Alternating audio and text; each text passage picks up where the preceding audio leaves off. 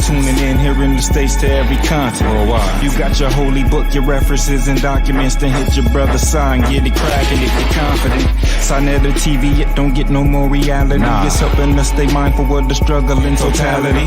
Humble yourself and let the commentary resonate. Living in these times, this here is sure to help you entering a new zone. Hope the dialogue ain't too strong. Y'all know that we've been waiting too long. And ever since I stepped into this paradigm, most of the time all I got is building on my mind. Is a black throne where kings and queens come get their facts on. Just be prepared to have your mind blown. And ever since I stepped into this paradigm, most of the time all I got is freedom on my mind. For real, for real. Can you dig it? Can you dig it?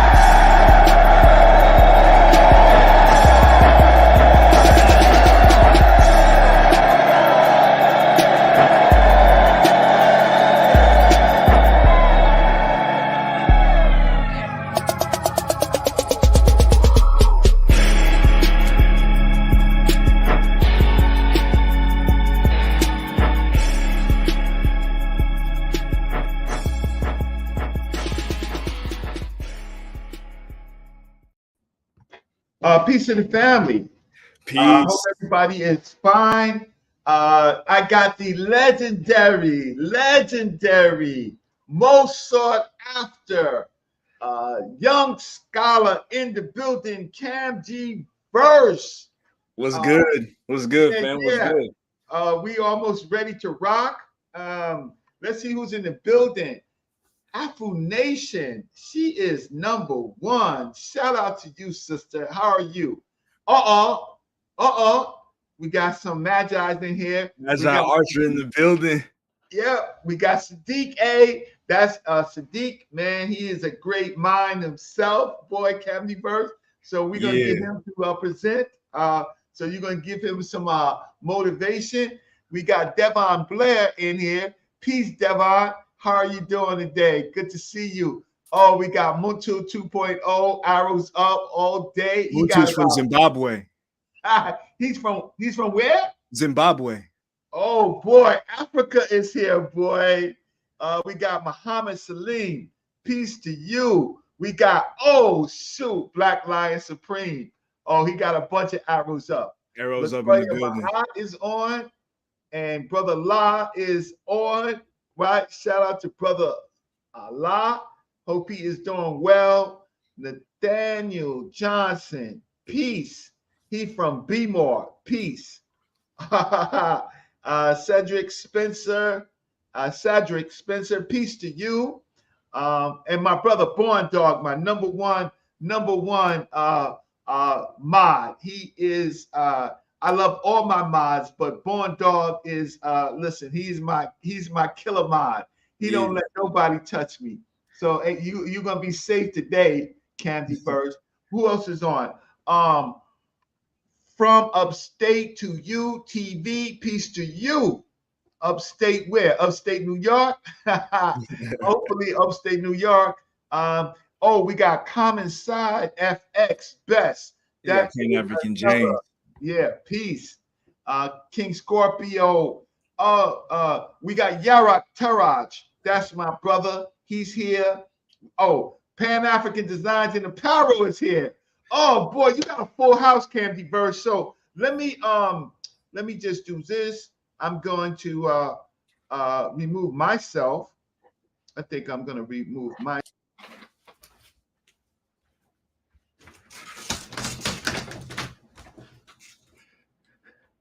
I'm gonna get ready to share my slides.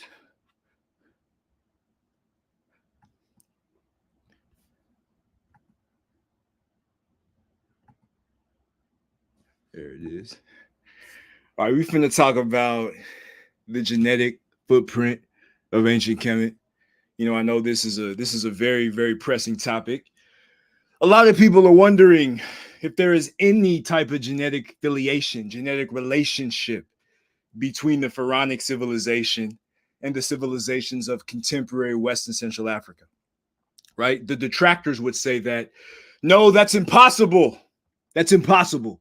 It's impossible for a West or a Central African to derive any ancestry from the pharaonic civilization. This has always been confusing to me because most of these people, whether you're talking about the Soninke, the Wolof, the Fulani, the Yoruba, even the Igbo, the Bamileke, the Tikar, they have oral narratives, oral histories that speak about their sojourn from the pharaonic civilization in the classical Nile Valley to the interior of Africa, particularly during the invasion, the Persian invasion of ancient Kemet by Darius. So we definitely have the tools to connect these oral narratives to the contemporary civilizations of West and Central Africa. These oral narratives describing an ancient Kemetic ancestry, right? Now, I know I got a lot of, American Africans in the building. I know we got a lot of Caribbeans in the building. And everybody, whether you came from, a Black church background or whether you grew up in a masjid, you always spoke about the Blackness of ancient Kemet or ancient Kemet and the importance of that to African civilization. That was always a narrative that we all saw. Now you're going to see some of the genetic tools that we have to put these pieces together. And this is going to be a fascinating experience. Shout out to the Magi Archers in the building. We finna get live. So these are some common definitions that you may see me use. Those of y'all who have followed me for a long time have seen me use, right? Super-Saharan African versus infra-Saharan African, right? And these would define Africans derived from above and below the Saharan zone, right? This is a better alternative to so-called sub-Saharan, which most of y'all know is imbued with the history of racism, going back to the Hegelian dialectic.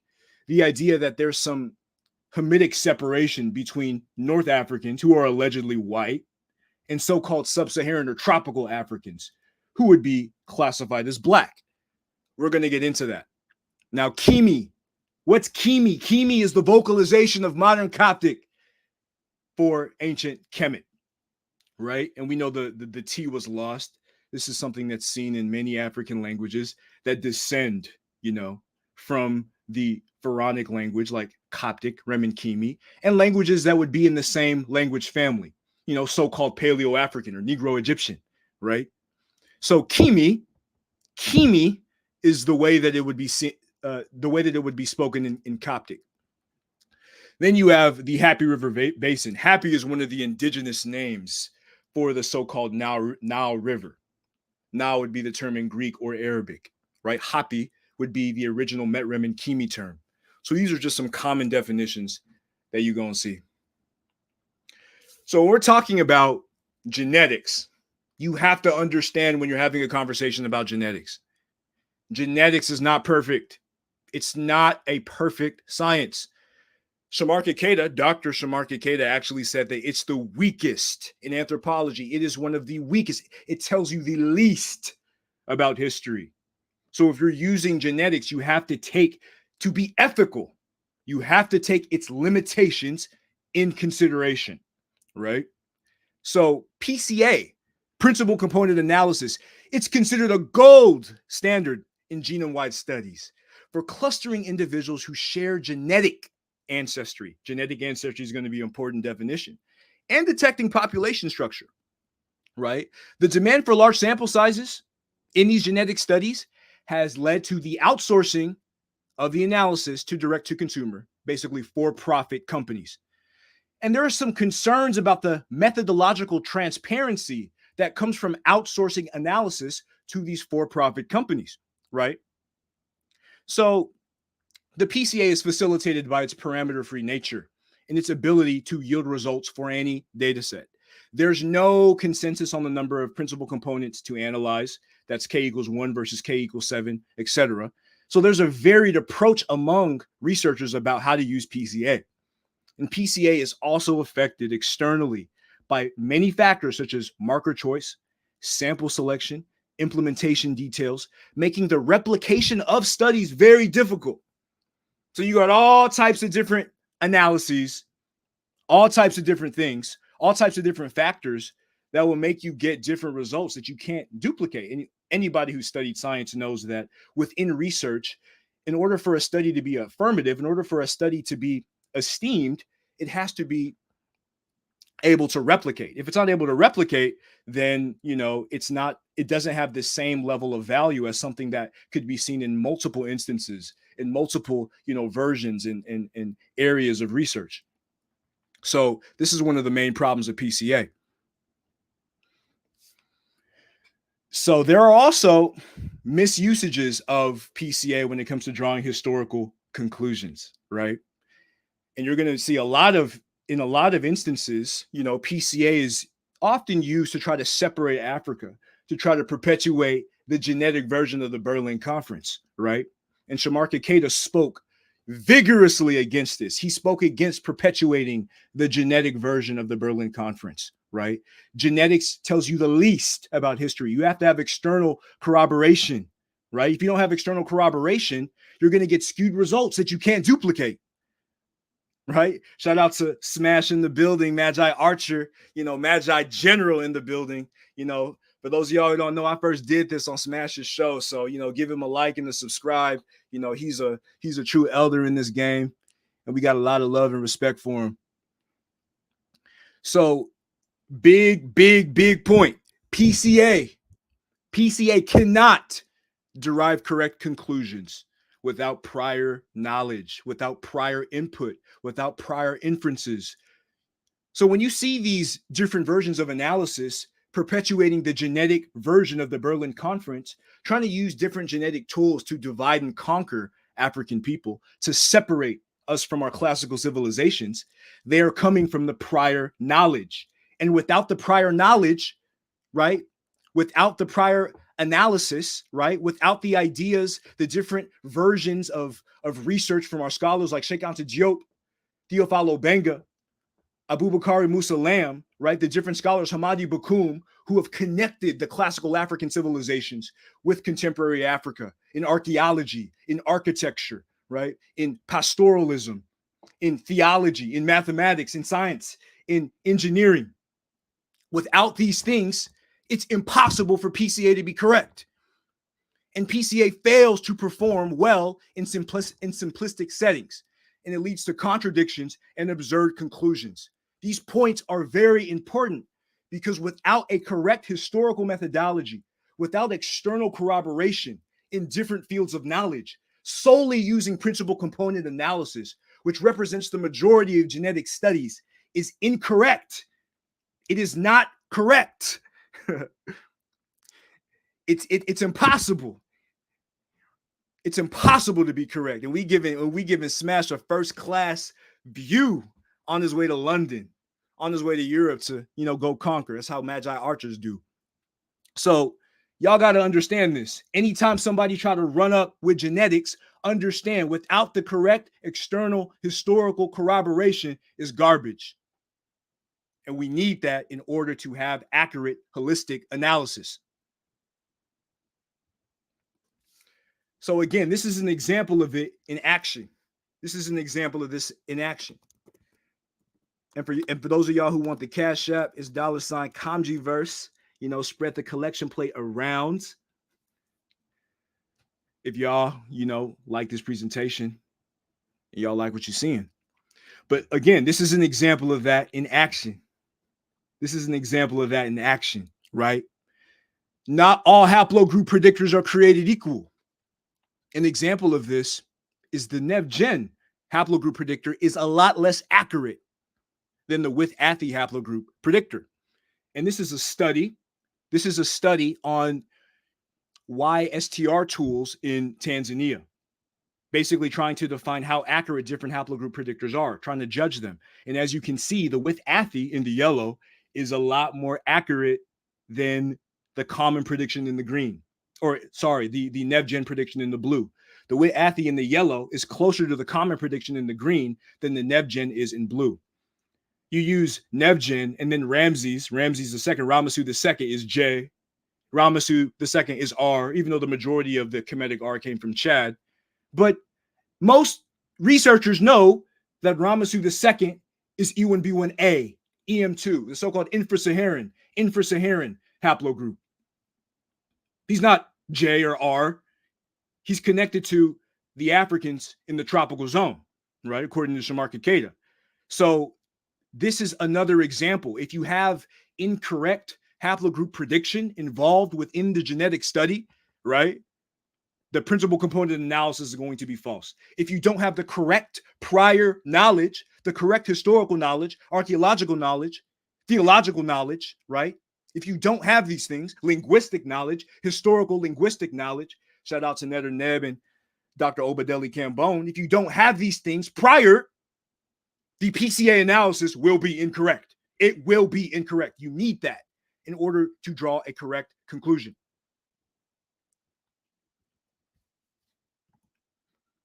So again, we're getting to some of the limits of phylogeny, right? And these three terms are important. You have genealogical ancestry, individually identifiable ancestors. When you have these oral narratives of the Awujali of Ijebuland, of the Yoruba people, of Oranmiyan, right?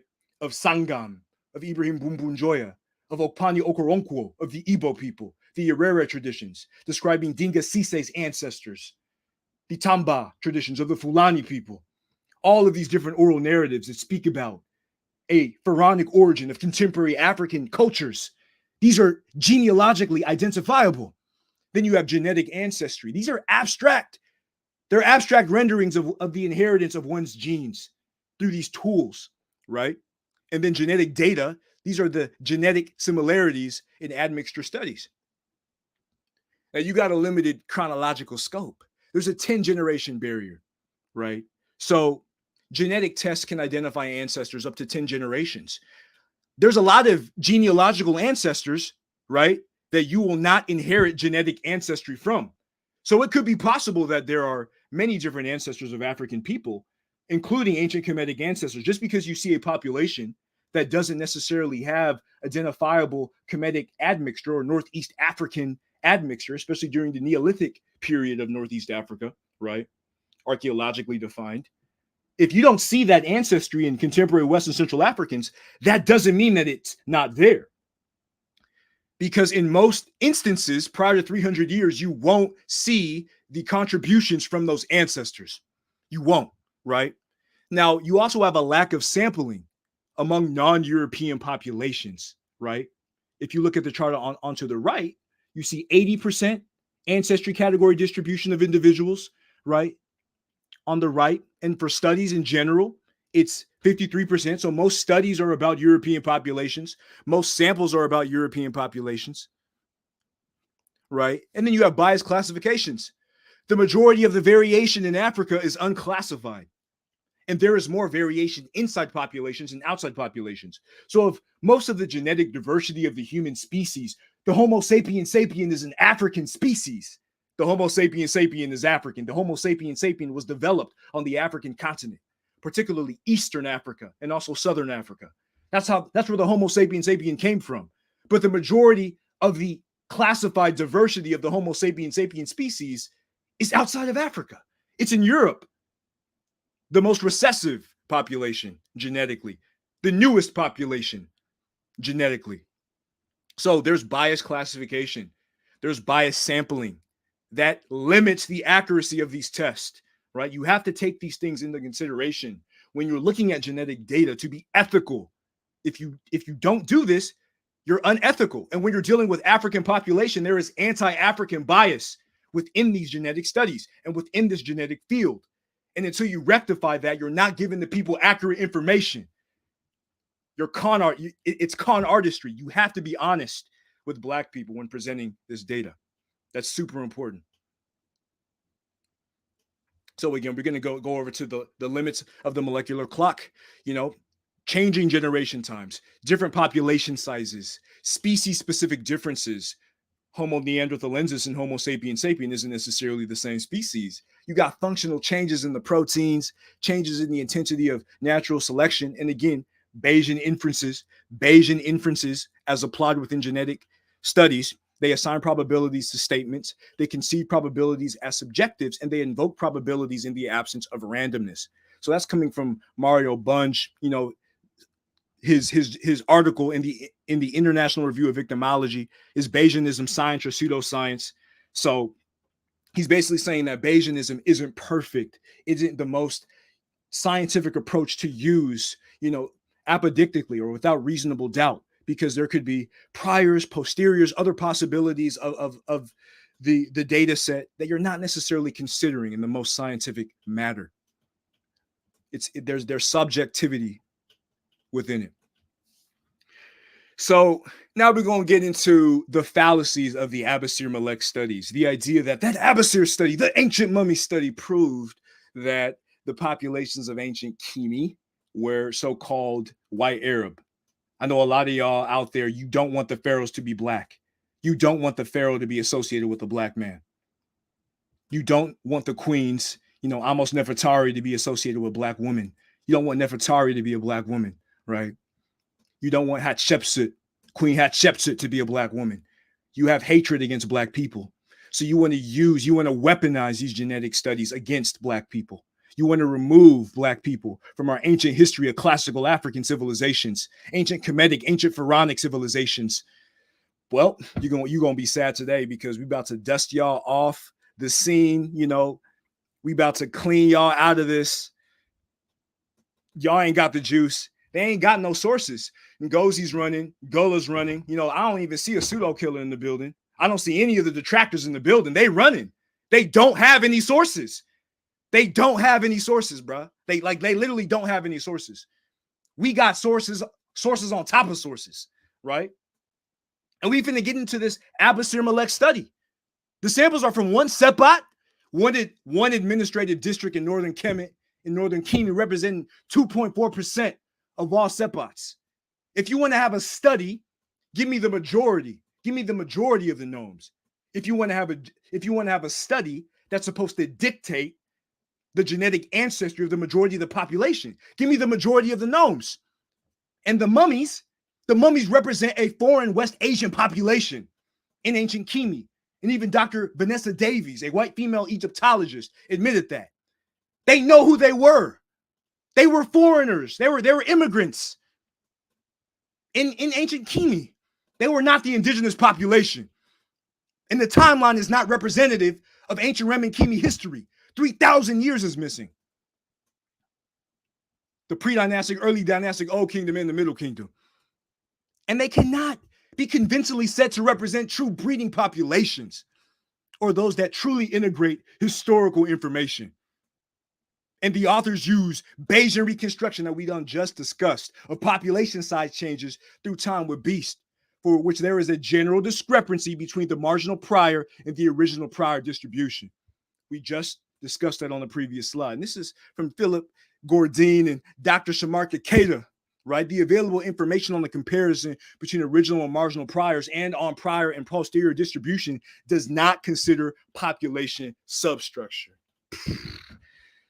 I mean, I wish I had some bombs up in here, because that right there, they done with that.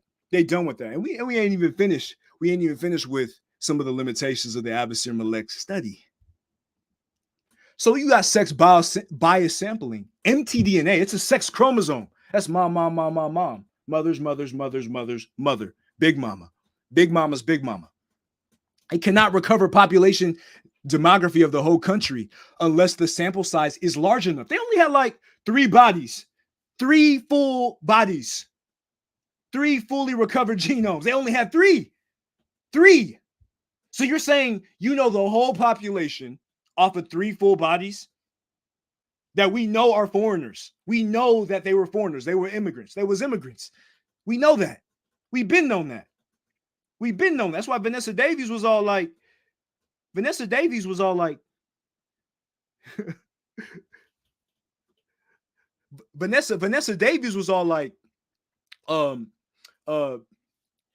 this is a Eurocentric perpetuation of the invading pharaonic race theory. It's a genetic perpetuation of the invading pharaonic race theory. So the whole genome sample size is too small to accurately permit a discussion of all Rem and Kemet population history from north to the south. The study ignores historical reasons for the presence of Near East genetic material in ancient Remen-Kemi remains, such as the presence of diplomats, prisoners of war, and as well as Asiatic wives and concubines who were gifted to the Remen-Kemi royals, right? So again, Vanessa Davies, she talked about how we know who these people were in the Abusir Malek studies, and to try to use this to perpetuate the fact that Black people had nothing to do with classical pharaonic civilization is to perpetuate a genetic version of the invading pharaonic race hypothesis by William Flinders Petrie, right? So again, this is some of the fallacies of this. So the authors ignored PCR methods and STR markers from autosomal DNA samples that reveal that ancient Remen-Kemi people share about 95% affinity with inner African populations. And oftentimes, genetic markers that exist among Africans and Eurasians, like the M1 mtDNA haplogroup, are classified as Eurasians, even though Africans had M1 first, right? So you can't try to use markers like M1 to try to separate Black people from classical African civilizations in ancient Kemi and Kush. You can't do that because according to Shamarka Keita, Africans had M1 and gave it to the Eurasians. And we're going to go into how there's African populations in Guinea-Bissau who have M1A1, which is from Northeast Africa, which is connected to their oral narratives of descending from ancient Kushites. So the evidence, all the evidence is there. So this is Soy Keita's Pop Affiliator analysis. Shout out to the Magi Archers in the building. Shout out to Smash, Pan-African James, Karu, No Diplomacy. Shout out to everybody in the building. You were trying to say something, Reggie? No, I'm trying to get my sound effects. Oh, so yeah, we need some bombs. We don't have like 20 bombs. Like we need more bombs in here. Go ahead. I'm sorry. So we got Soy Keita's Pop Affiliator. So you can see infra-Saharan African affinities, autosomally infra-Saharan African affinities, up to 90%, 93%, 94%. Tuya and Yuya, Amenhotep III, Tutankhamun, Ramasu III, right? All these great kings, KV55, KV35. You see infra-Saharan African affinities. So the Abusir Malek study doesn't consider the autosomal analysis. It's only using sex chromosomes on people that we know were foreigners. We know they were Asiatic concubines in Abusir. We know why they were there. We know why they were there. You can't do that to remove Black people from ancient Kemet. You can't. So again, we got Vanessa Davies criticizing Schuneman, you know, criticizing all of the BS, you know, and criticizing the people trying to use this Kemetic lineage, which primarily, or trying to basically affirm that ancient Kemet primarily stemmed from Levantine and Eurasian populations. And she likened this to the genetic version of the invading pharaonic race theory. This is a white female Egyptologist. A white female Egyptologist said trying to use this study to connect ancient Kemet to some white Arabs is the genetic version of the invading pharaonic race theory. She deemed it irresponsible, racist, and damaging, noting the inadequacy of the small sample size to draw generalized conclusions on the topic.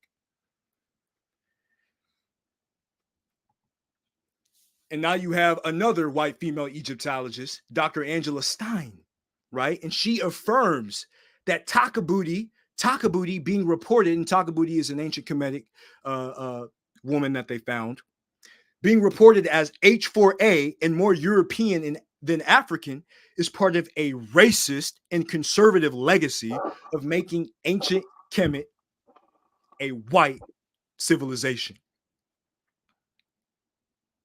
This is a white female Egyptologist saying that using the sex chromosomes to try to make the ancient Kemetic population more European than African is part of a racist and conservative legacy.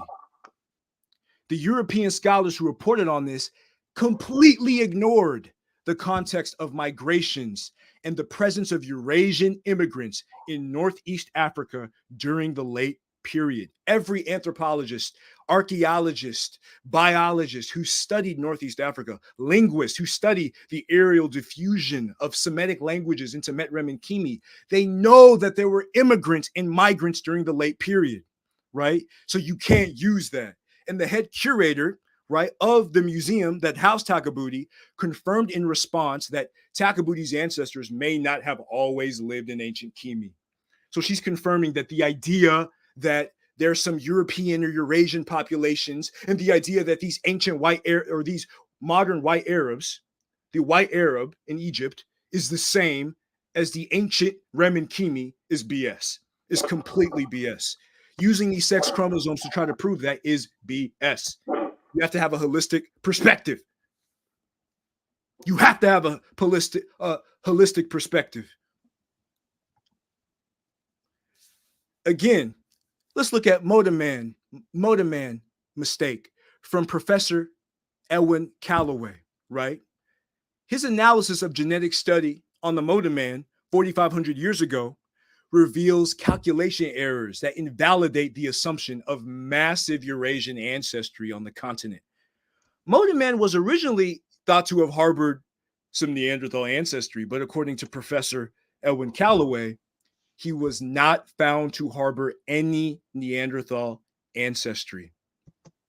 So Mota Man, right? Modern West Africans are closer to Mota Man in Ethiopia 4,500 years ago than they are to ancient West Africans.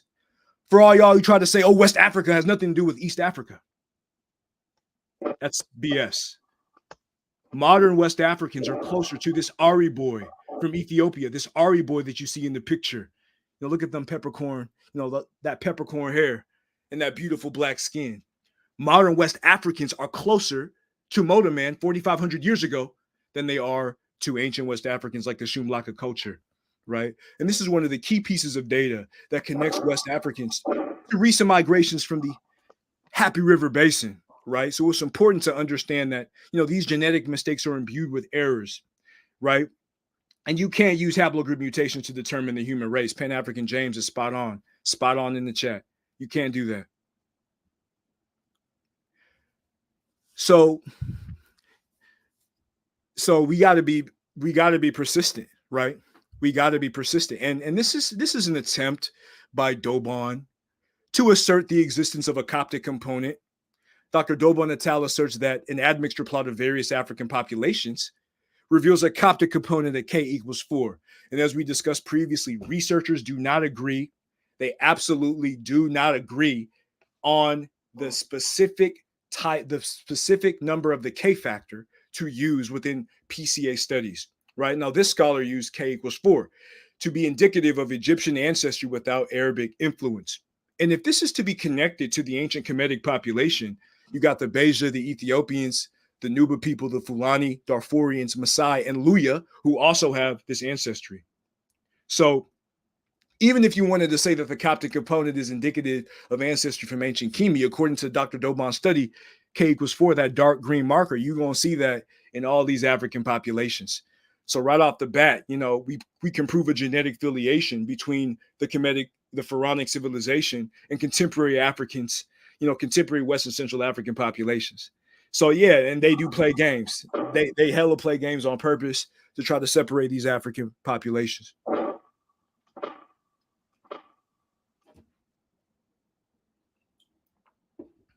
I'm gonna go get a quick drink of water.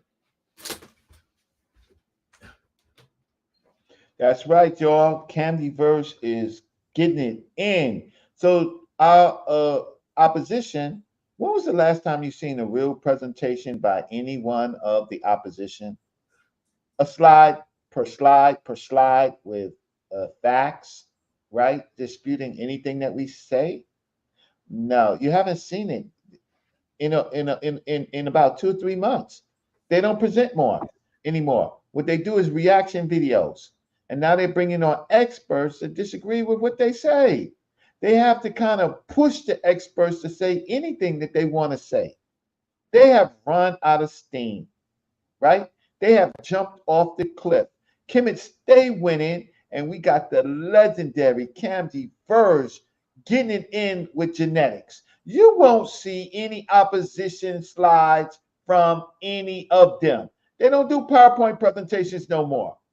Go on, Camdyverse, get him. All right, we're finna go in.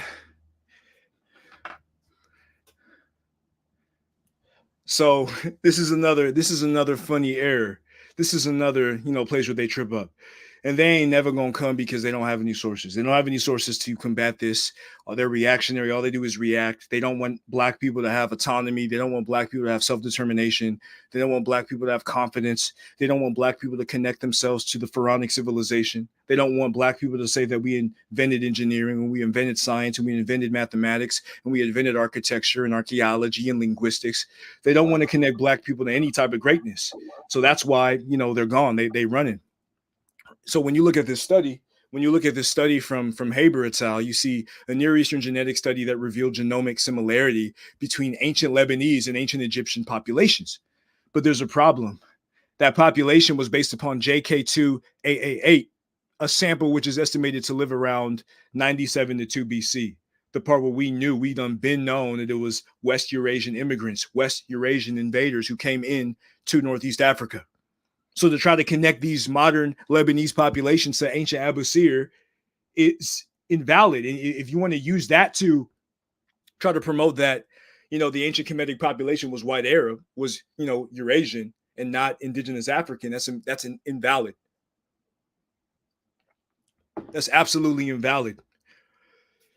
And as you can see, you can see the reconstructions and they look nothing like, the people of the Armana dynasty. They look nothing like Mentuhotep. They look nothing like Narmer, nothing like Tutankhamun, right? Nothing like Queen T. So it's a joke. It's really, really a joke. Now look at this. You have geneticists who have spoken about the Arabization. They spoke about the Arabization of Kemet, of ancient Kemi. They spoke about it. A study by Dr. Sarah Al-Kamal in clusters of modern North Africans and Middle Eastern populations, right, reveals recent gene flow from the East dating back to the Arab conquest period. So they see in North African populations, Middle Eastern introgressions that date back to the Arab conquest. The demographic migration and Arabization process submerged the original Berber language and customs. And it seems to have been accompanied by substantial gene flow and genetic admixture. So as you can see, there's an orientalization. Genetics talk about an Arabization of ancient Kemi, an orientalization of the entire North Africa. They speak about this. So to act like the so-called modern Egyptian Arabs are the same population as the people of ancient Kemi is totally invalid. It's totally false. It's BS. Because geneticists know that there's an Arabization period. Y'all are acting like we can't see this. They know that it happened. They know that they're white Arabs. They know that they're not the indigenous Black Africans. Black African power. Now you got Dr. Lara Arauna. And her study revealed hella complex migration patterns in North Africa, including the Arabization of Egypt in the 7th century. According to her study, modern Egyptians have the lowest indigenous North African ancestry. Not the highest, not the greatest, the lowest indigenous North African ancestry. So these studies are crucial. Are crucial for our population analysis. It's crucial to understand there was an Arabization period. There was an Arabization period of ancient Kemi. Most geneticists who have studied this, they know that there was an Arabization period. They know that the Arab invasion happened in North Africa and it changed the demographics of the population. Look at this chart. Look at the chart to the right. The Syria, that light blue. That light blue is Arab population. Look at Egypt. Look at Egypt. That white blue is the white Arab, the Eurasian. That's the light blue. The Tunisian Berber is an orange. That could be connected to ancient North African populations. That gray, that would be infra-Saharan African populations or Yoruba, Africans below the Sahara. So you can see the gray, you could see hella gray in the Algerian Imohag population, the so-called Tuareg population in southern Algeria. If you look at Algeria in the middle, in the middle of that chart. Look at the Egyptian. Look at that blue in the Egyptian. The modern Egyptian has no ancient North African. How y'all saying that the modern Egyptians are the same as the ancient Egyptians? They don't have any ancient North African. Look at that chart. These other Berbers, these Moroccan Berbers, so-called Amazigh population, Imohag populations, they got more ancient North African than the so-called modern Egyptian Arab, than white Arabs. They have the lowest indigenous North African. So how can you try to say that they're the same people as the ancient population when they have the lowest indigenous North African ancestry of any of the North African population studied? It's crazy, and it doesn't align with the geneticists who've spoken about the Arabization, the Orientalization of Egypt, of ancient Kemet. Now look at this. Look at this. You got Dr. Pagani, and his study shows Arab admixture in modern Egyptians and Ethiopians dated to 750 years ago, consistent with the Islamic expansion. It specifically showed an 80% non-African ancestry in modern Egyptians. 80%. 80% non-African in modern Egyptians, but they're the same as the ancient Egyptians. They're non-Africans. How could they be the same? How could the modern Egyptian Arabs be the same as the ancient Egyptian, at the ancient Kemetic population, when they're 80% non-African? How does that make sense? That doesn't make sense. The people using these claims, they have an anti-Black narrative. They're against Black self-determination. They don't want us to use the classical African civilizations to reconstruct a Pan-African unity in the modern world. They're against, Pan-African solidarity. They're against Black self-determination. They're against all of these things, and they don't want us to empower ourselves. They don't want us to have Black African power. They're completely against Black African power. They don't even believe in Black African power. So when you mask out this 80% non-African ancestry in modern Egyptians, the Egyptian genome clusters close to modern Yoruba in West Africa, closer to the Yoruba than to Eurasian populations. So when you take out that 80% non-African, the ancient Kemetic population is more close to West Africans than it is to so-called Eurasian populations. And these are the Black Africans who they want to separate ancient Kemet from. Ancient Kemet, they had nothing to do with West Africa, they say.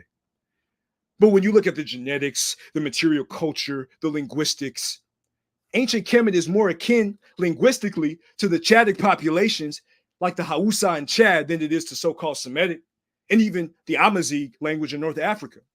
Most people who have even analyzed the working hypothesis of Afro-Asiatic know that Metrem and Kimi, or the ancient Kemetic language, is closer to the Chadic language in Nigeria, in West Africa, these Chadic languages, West and Central Africa, than it is to the other so-called Eurasian languages, and definitely closer to Chadic than it is to Semitic.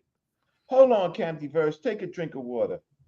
Hey, to Sonetta Studios, to this audience right here, press 1 if Camdiverse is putting it down. Press 1. I need to see, listen, Camdiverse, it's early in the day, but it's the right time for the right information, and you are here right now.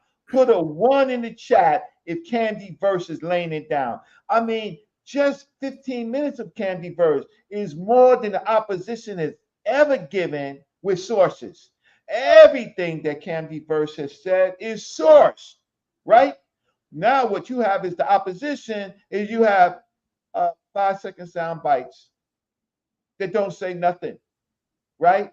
But they say Camdiverse is pseudo, right? But they have messed up the word pseudo because they don't even give any facts for what they're saying. To counter anything, to counter anything, to counter anything that Camdiverse has ever said. Nothing, nothing. But yet they get to speak. Yeah, you have freedom of speech in America, but that doesn't mean that your speech is correct, right? So listen, now the next thing is you put a 1 in the chat, right? Now I'm gonna put up Camdiverse's Cash App, because you know what? We need Camdiverse. We need Camdiverse. We need United Kingdom of Africa, UKA, right? We need these young people, right, who are putting it down in a way that, you know what? Some of us can't put it down. Maybe we don't have the oratory skills. Maybe we just have too much data. Maybe we're just not so concise. Maybe we're not entertainers. But God dang it, Camden Verse, UKA, oh, they some of the best on the block. So support this brother, because guess what? The new groups of people under the opposition, they looking terrible. They looking terrible. Their students are looking terrible. But the students and the young peers of Smash Rockwell, Brother Reggie, they looking lovely. Huh? They us 2.0. Support Camden Verse. Give him, come on, man. His presentation is at least worth $1.99, $3.99, $5. Come on. Camden Verse, continue. So we going in, and you can see that there's an Arab admixture in modern Egypt. The modern Egyptian is not the same as the ancient Egyptian. Say that again. The modern Egyptian is not the same as the ancient Egyptian. Oh my. Oh my. So what's going on with Ngozis?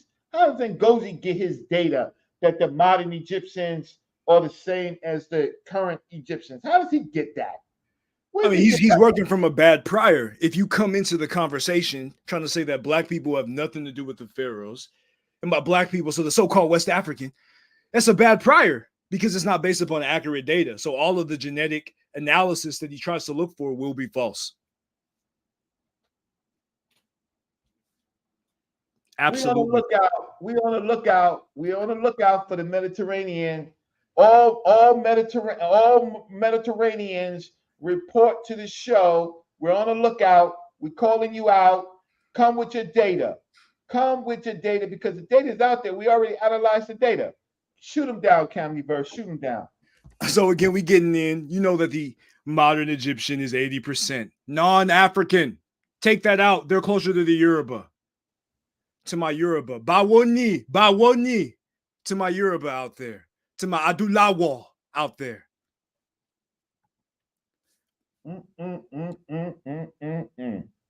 So let's look at Shamarka Keita.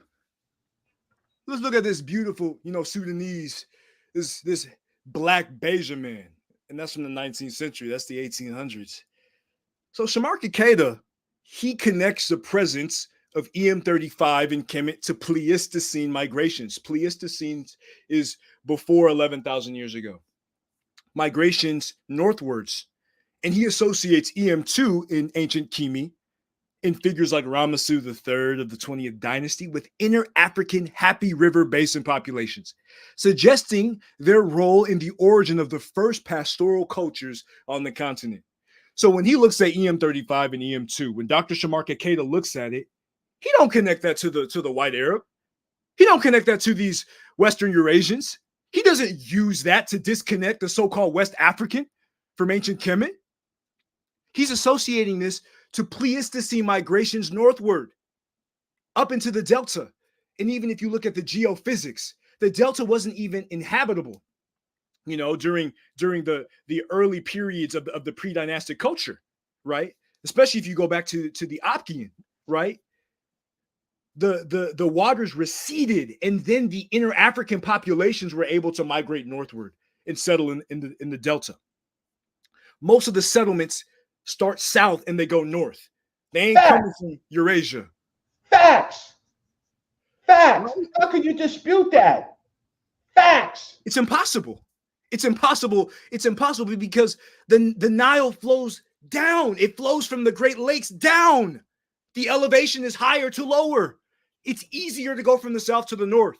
It's easier. That's why they had a flipped orientation. They actually thought the south was the north, right? Because that's the direction of the river. Yeah. And engineering. The whole Nile Valley. Watch this. The whole Nile, so-called Nile Valley population, look to the south literally every day, especially during the flood period. Their focus was to the south, just by natural occurrences. Do you understand what I'm saying?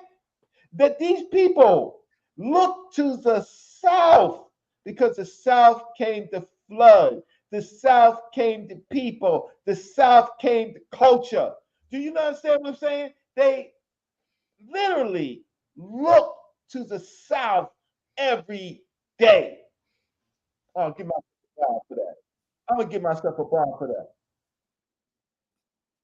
And that was God, that was their ancestors, Tanecher, right? They viewed their genealogy as coming from the South. So Shamarka Keita, he's using a good prior. When he looks at the archaeology and the history, he's using that to infer, within the genetic analysis that EM35 and EM2 have to have come from the South to reach the Delta. It had to have come from there. That makes the most logical sense, and that's what the archaeological evidence shows. The red top pottery, the astronomical reality of the ancient Kemetic population is first seen in Nabta Playa from the south. A lot of the, convex and concave based arrows up for the Magi in the building, they came from the south. So the technology of their reality was all southern in origin. There may be a few here and there that may have come through trade from the Levantine population, but as we discuss, we're going to discuss later, Chris Ariett talks about these as being like part of aerial diffusion. You may have traded here and there, but they don't. But so what, Candy Verse? I mean, Africa, when these things were absorbed in Africa, so what? Right? So what? Africa can benefit from other populations' technological advances, but so what? Once it was in Africa, they did it as Africans. So what? Yeah, it doesn't matter. It doesn't matter. So these groups of people, they became African. They didn't go back to their barren desert lands. They enjoyed what was going on in Africa, right? Their God sent them to Africa. Let me go give myself a bomb for that. Your That's God facts. sent you to Africa. That's facts. Just because you may have had some 18 dynasty brothers that was chasing snow bunnies and they got a snow bunny from Western Eurasia doesn't mean that most of the women of ancient Kemi weren't black. You traded stuff here or there, but the overwhelming majority of the material culture came from the South. The overwhelming majority, the swords, the arrows, the pottery, everything came from the South. The majority of their reality was Southern in orientation. And even if you talk about engineering, the oldest, the Turin Papyrus map, the oldest multicolored topographic map in the world, shout out to my engineers in the building, right, that depicts the Wadi Hammamat mine, the datum is oriented towards the south as the north, basically a flipped version of what we see.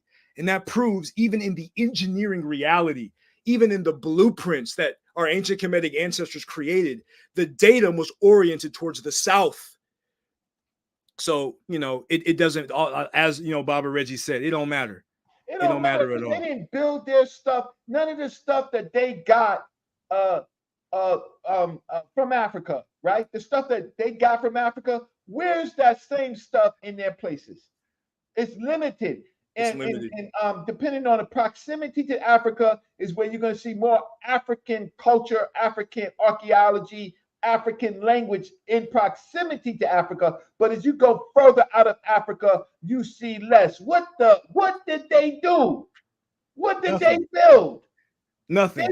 So that if they didn't build it there first, there's no evidence of any of that stuff built first, then it goes to Africa, right? What is wrong with our opposition? Reggie brilliantly described African architectural history. The majority of ancient Kemetic architecture, the architecture in ancient Kemi, is African in origin, right? The adobe bricks, the impluvium, the courtyard, the molded or the open ventilation systems, the arched roof. All of the burial types are in Africa. They're African. From the Tunulai to the step pyramids to the mounds, all of those things are in Africa. Early in Africa, largely coming from West Africa and Central Africa. Absolutely. To the Nile Valley. So what are they talking about? They can't talk about anything because nothing significant from ancient Kemet, nothing significant a part of their culture originated in so-called, West Asia. And we're even going to get into the animals, because all the wild animals, it was domesticated in Africa. It was part of an African mode of production. All of these foreign imports were incorporated into an African mode of production. So we Africanized whatever we took, whatever minimal we took, we Africanized it, right? So right here, we got a study on the people of the Green Sahara, as well as analysis of Paleolithic DNA from West Eurasia. And this is showing that the Ibero-Maurusians contributed to Natufians rather than the other way around. So they're saying that the Ibero-Maurusian is ancestral to the Natufian, kind of an inverse of what was previously suspected. Oh, right? Let me give you a bomb for that. Where's the bomb for that? Say that again. The Ibero-Maurusian contributed to the Natufians, according to this study, rather than the other way around. They contributed to this. Lazardus et al.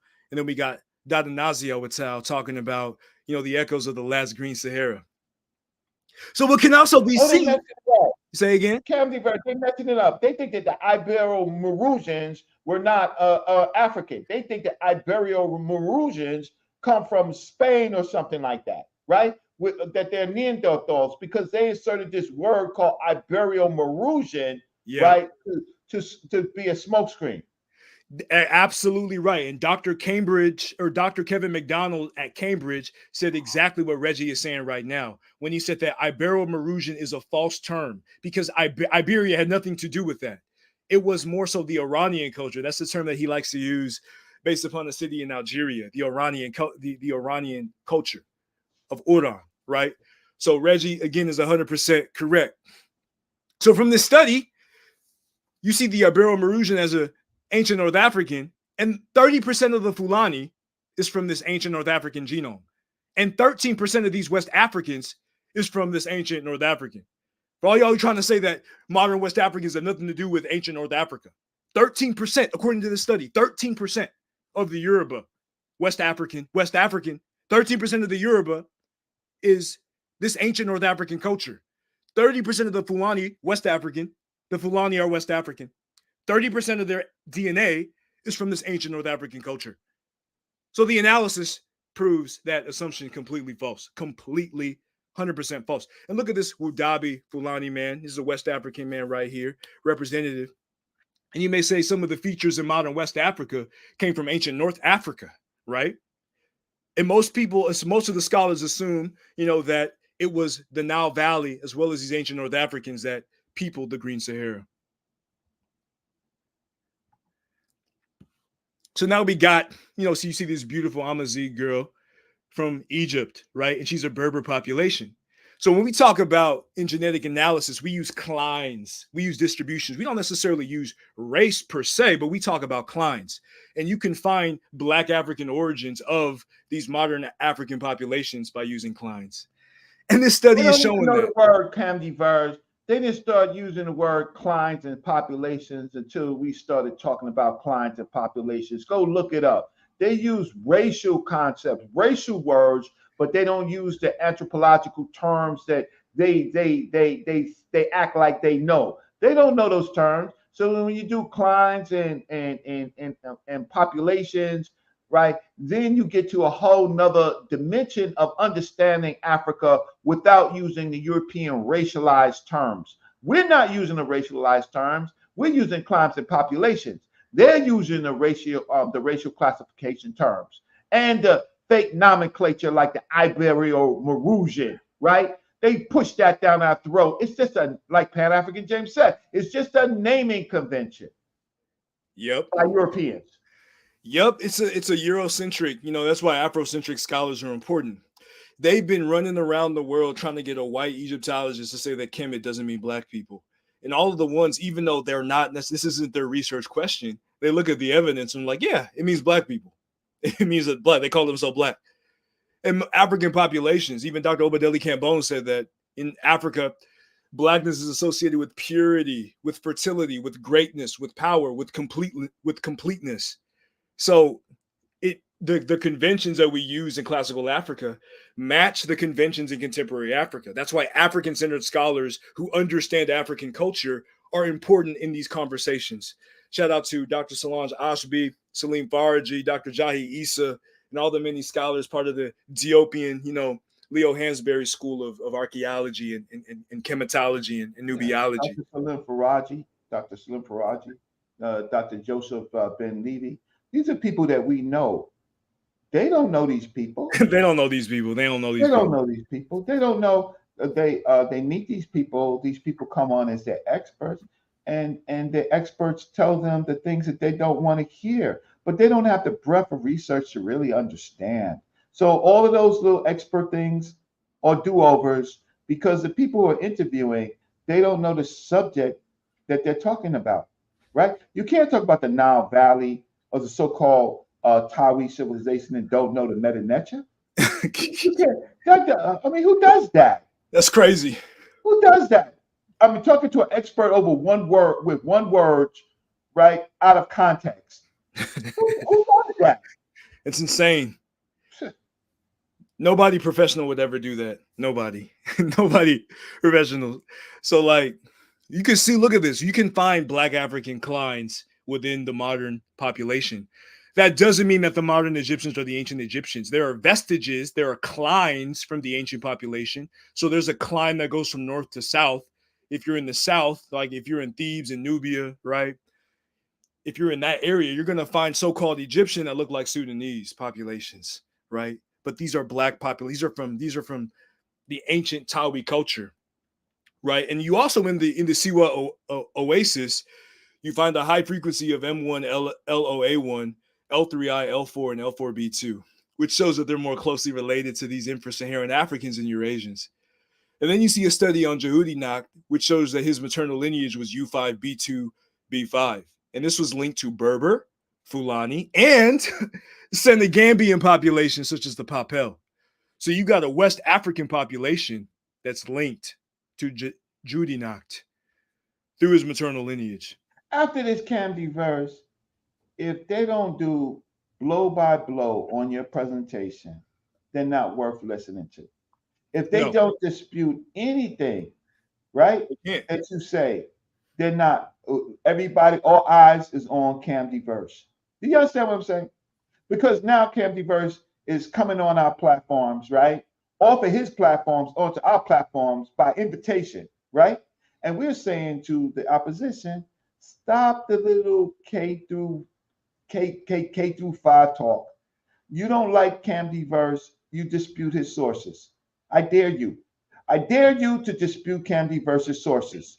You could call them a bunch of names. Europeans have been calling us names ever since we've been in contact with them. That's fine. You're acting like them. Keep calling Camden verse names, but we dare you to dispute his multidisciplinary, right, facts that he's given to the people. Otherwise, you know what? It's just entertainment. Some people like their voices, right? The way that y'all talk and your slang or your area, how can I say, idiom or accent, right? Or some of the sisters might like the way that you look. We're saying it ain't about that, family. It's about the facts. It's about the facts. It's about the facts and having respect for the scholars that came before us, not trashing them and, trying to demean their legacy, but building upon what they laid for us. That's what it's about, and I'm just doing the work. We got the Magi Archers in the building. We got all the fam in the building, all the African Center scholars in the building. And we're just showing proof, even if you look at these Berbers, you look at the Berbers of the Siwa Oasis in Egypt, in modern Egypt, and they have infra-Saharan African clines, right? So, and Camden verse, you got the baton. And man, you didn't dust it. You didn't dust it them. They can't dispute nothing that you said. They don't show. Wait, to the audience. Have you noticed? Press 1 if you notice that they stopped presenting. They stopped presenting. When was the last time you seen a presentation? Press 1 if they stopped presenting. They got no more gas. They got no more gas for presentations. Press 1. Go ahead, Camden verse. Hey, shout out to Nkura, my Bami brother in the building. Got the Graphy in the building. Shout out to all my Bamis out there, my T-Car family out there. So we got Hofelder et al. And he did a study on genomic variation and continuity in indigenous groups. And he studied Eurasian migrations in the Northeast Africa. And he found that Egyptian Copts and Arabs have the most Neanderthal genes of any population on the continent. So you trying to connect Neanderthals, the people who say that the modern Egyptians are the ancient Egyptians. The modern Egyptians represent the population of ancient Kemet. They're trying to say that they have Neanderthal because these populations today have the most Neanderthal of any population on the African continent. Shout out to Pan-African James, right? So they were estimated to be 70% European. The Copts and the Egyptian Arabs, 70%, as we discussed, 70% European and related to the linear Bandaramic culture of Germany. 5500 BC, you saying Germany migrated to ancient Kemet? The people who say that the modern Egyptians are the ancient Egyptians, y'all are saying that y'all are saying that ancient Kemet came from Germany? Huh? 70%. They're Europeans. The geneticists know this. There was an Arabization period. They know this. Multiple scholars. These are different scholars. Those who study this know this. They know it. They know it. The modern Egyptian is not related to the ancient Kemetic population. Not in any way, shape, form, or fashion. No.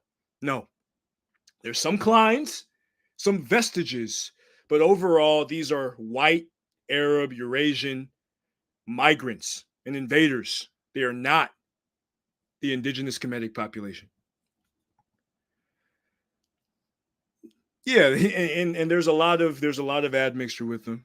There's hella admixture with them for sure. So you look at craniometric analysis.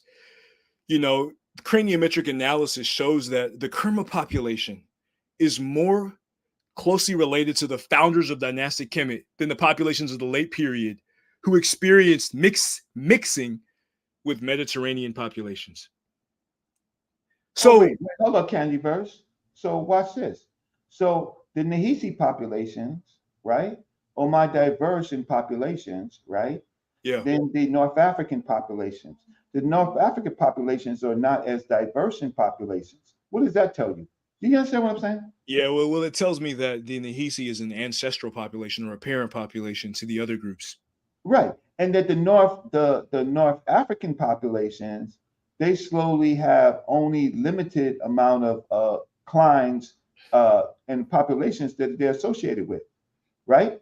So they're only associated largely with themselves because they become almost isolated from the rest of Africa. Do you understand what I'm saying? Yeah. Yes, that's true. Yeah. But there's a long history of that. There's a long history of the Libyans and them fighting these so-called Libu, right, or these other populations. Yeah, Northwestern Libu, the Rebu, right, the Ticino, right. But they become an isolated population. But the rest of Africa is still intermixing, right? Yeah. And so, so they're isolated. And listen, and then they become the other populations they get is from the Assyrian groups that come in later, right? The Punic groups that they come in later, right? The and of course the Greek, right, and the Roman, right, and the Momox, right, the Arabs, all those groups of people, they become more assimilated, as you've been saying, with populations out of Africa, then populations within Africa. But they're the ancient people of Kemet. Now, I got a ski slope in the Sahara that I just opened up that I am selling tickets to if you believe that BS. Get them. That's facts. It's totally BS. It's totally BS. So, looking at the scholars know that Kerma is more closer to the founders of dynastic Kemi than the populations of the late period. By the late period, you see like mixing with Mediterraneans, the Mediterraneanites. You see them, snow bunny chasing and getting these foreign women. But they know that the founding population was more Kerman in orientation than to the Mediterranean. According to the skulls show that the skulls of dynastic Kemet are closer to Kerma than they are to any Mediterranean or Eurasian population.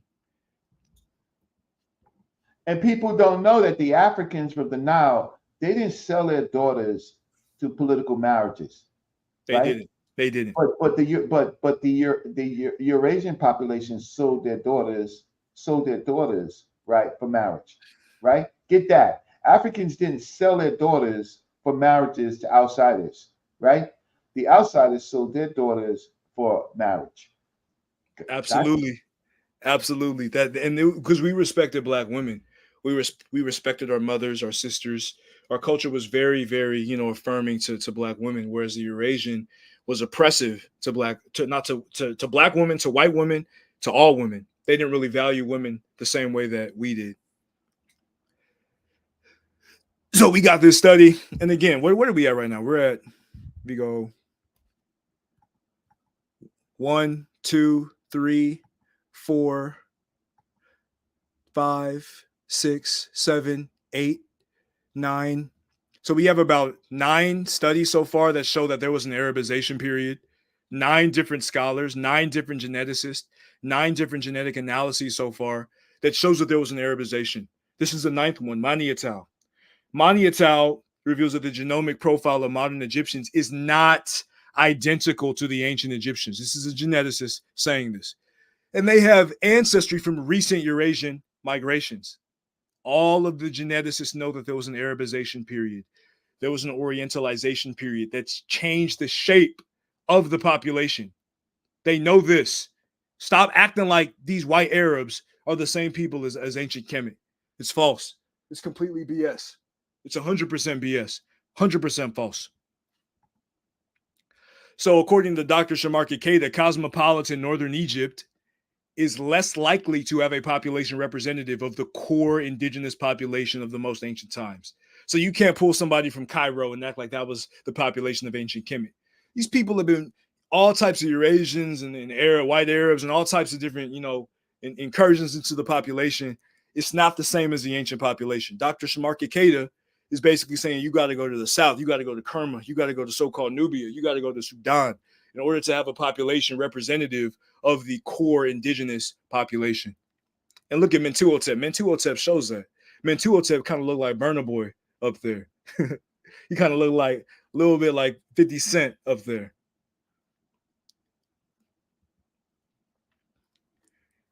So we getting into it. You got genetic research by Dr. Hassan et al. And he reveals the presence of BM60. BM60 in the chart to the right, you can see the distribution of haplogroup BM60. So he sees this among the Sudanese Copts, and he associates that with infra-Saharan Africans who originated in the Middle Happy River Valley. And then they migrated northward, and they founded dynastic Kemet. So in this study, he's showing you that, again, what we were discussing before, genomically, the founding dynastic population came from the south to the north. Wasn't no invading pharaonic race theory. That's fake. That's false. Fraudulent. The founding population came from the south. And he said, Mahershala Ali is who Mentuhotep looks like. Yeah. A little bit. I mean, Mentuhotep has a lot of infra-Saharan African ancestry for sure. Predominantly. So then you have, now we connecting the dots. We connecting East Africa to West Africa. They say, you can't connect, the West African to ancient Kemet. Oh, the West African has nothing to do with North Africa and East Africa. Oh, the West African is an independent population. He's always been in the tropic. He's a tropical African, an sub-equatorial African. They try to use all these terms to perpetuate what Dr. Shamarki Keita called the genetic version of the Berlin Conference. They want to use these genetic tools to divide and conquer Africa. But right now, we connecting the dots. We connecting all the dots. Look at this Schlubush study.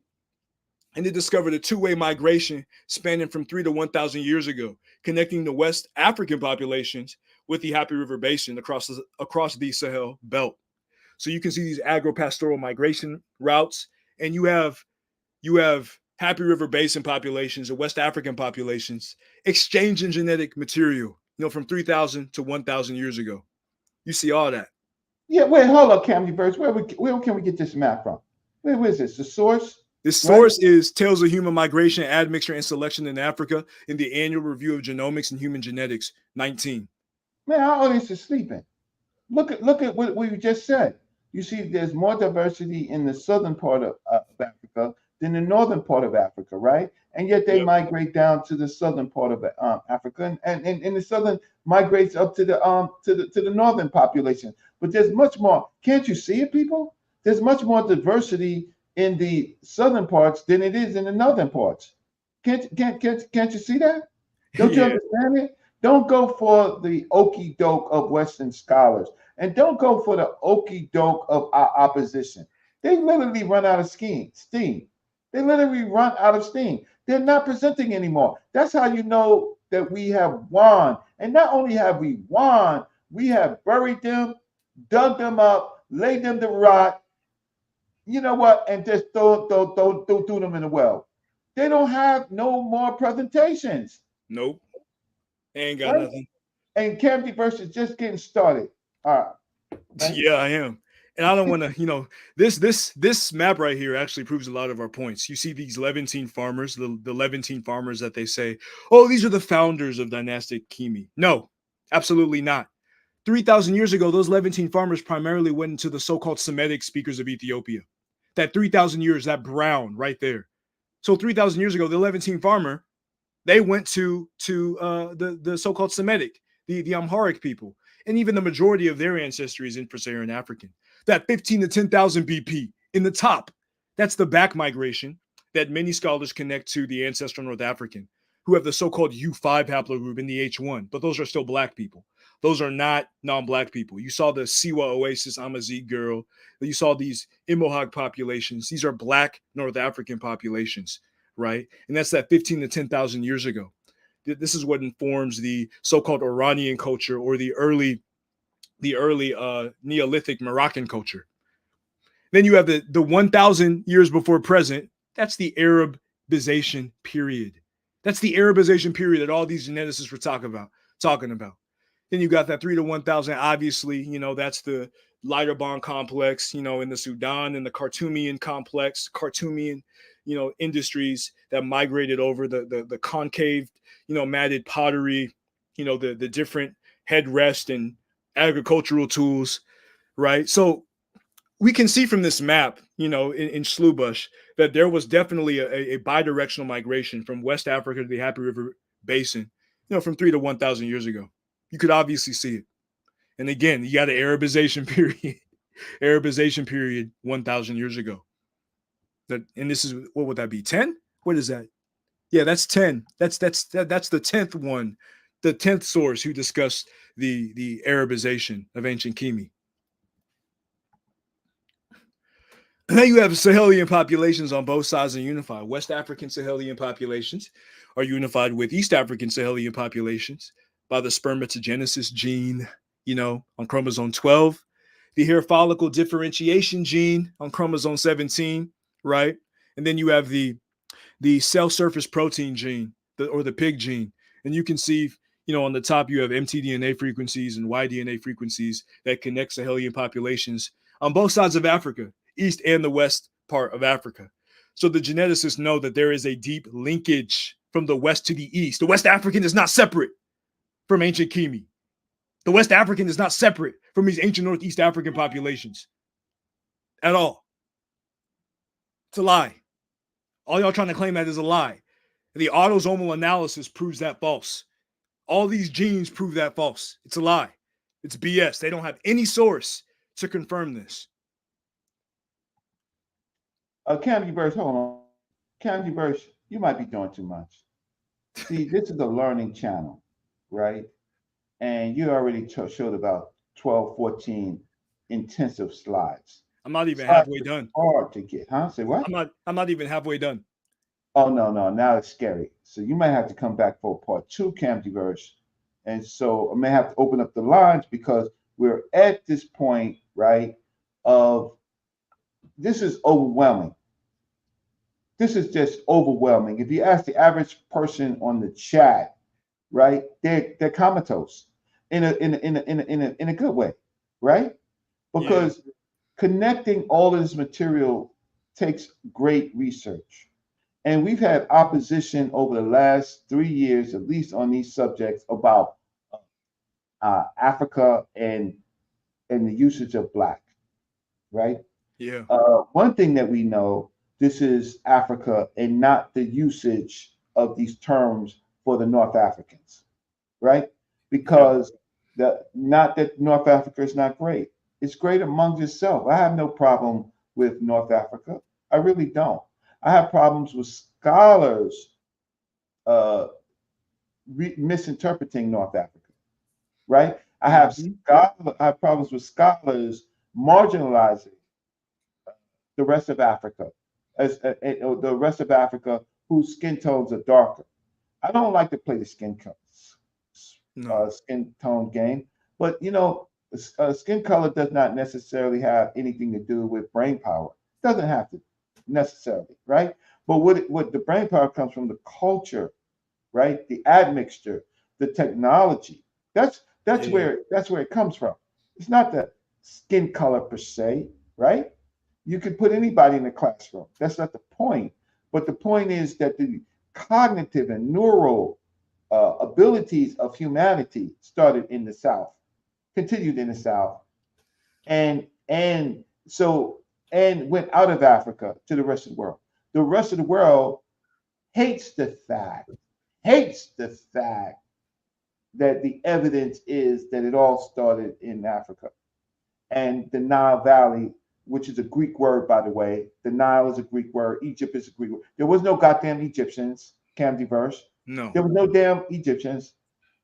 Egypt is a Greek term, had nothing to do with the indigenous population. The Nile is a Greek term, had nothing to do with the indigenous population, right? This is just mapping of Europe. And so as long as they're allowed to map these terms and create terms like sub-Saharan, create terms like Afro-Peruvian, right? Then we have a problem. So what I'm just trying to say is you got 15 more slides. Yeah, easily. Right. Now the question is, come on, Comedy Verse. I want to break this up. Maybe you want to get it all out, right? But I think there's room to go back, right? Yeah. And first, you think I should open up the line and see if there's any opposition out there? Yeah, sure. Go ahead. I mean, Yeah, I would say let the people decide if they want to hear a few more, if they want to table it and open the floor. And if they decide that, we could open the floor. I'm the people. I make the decision. Okay, open the floor. But if they show me they have mastered what you have said, then fine. But if they haven't mastered what you said, then we can go back and we can look at some things and you could do a review. Yeah. Right? Yeah. Huh? Yeah. The understanding and comprehension is definitely important. Right. Because it becomes information overload. Yeah. Yeah, that's true. So could somebody send out the riparian signal for all riparians? Yeah, with the riparian knights. Yeah, all of the Ibermerusian, the Natufian signal. Can you send them all the back migration groups of people, right? That say they want to say that the Nile Valley had Mediterranean exposure, more exposure than the Chadic.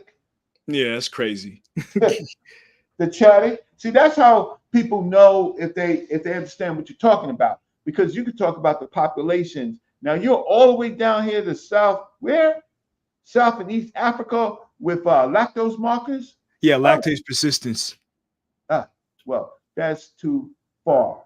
That is too far for us to go. So I'm gonna invite. And here's the rules. I don't want to hear your jibber jabber. I don't want to hear that you're on your telephone.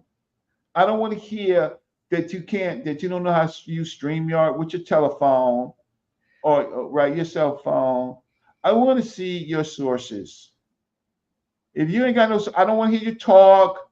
Don't talk more than two. Don't talk me to death. Don't talk more than 2 minutes.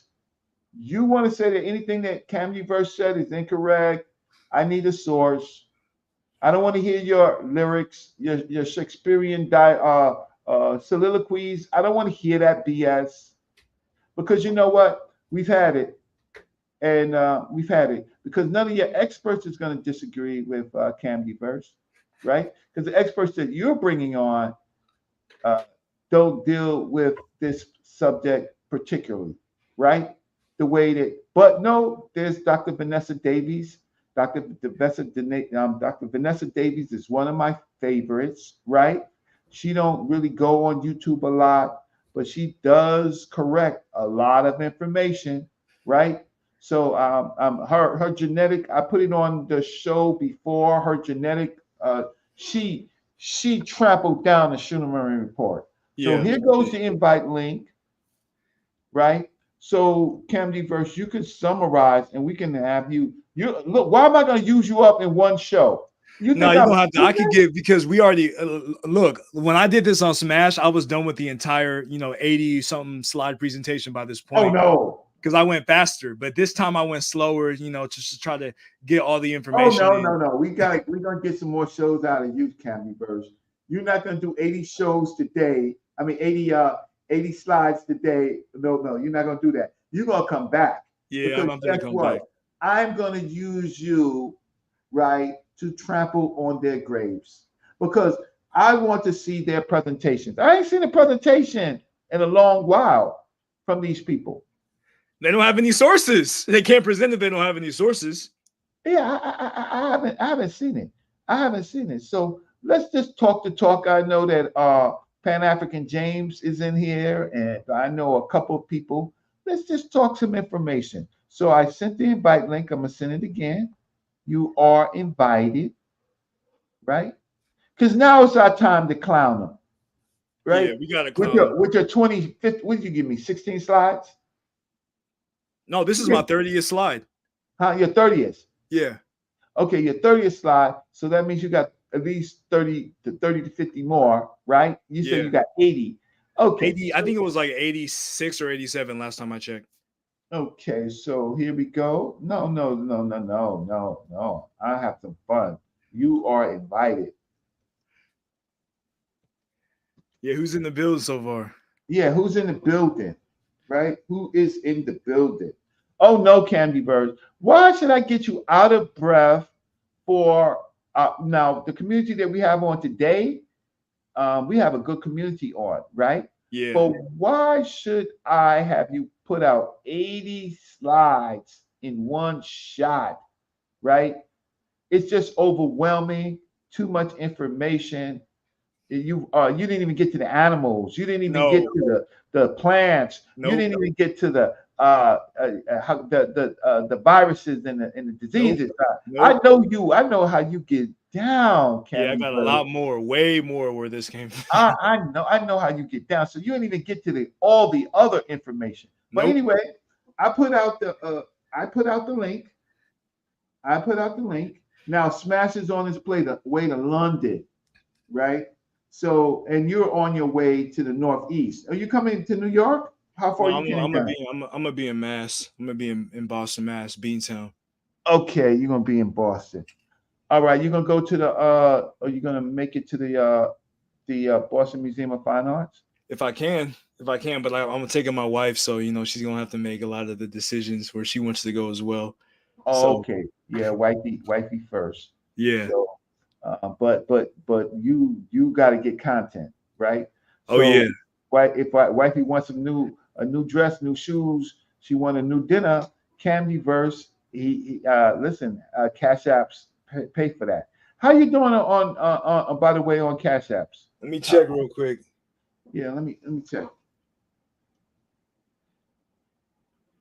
Because me myself, I do shows, and sometimes I get $20, sometimes I get $40, sometimes I get $60.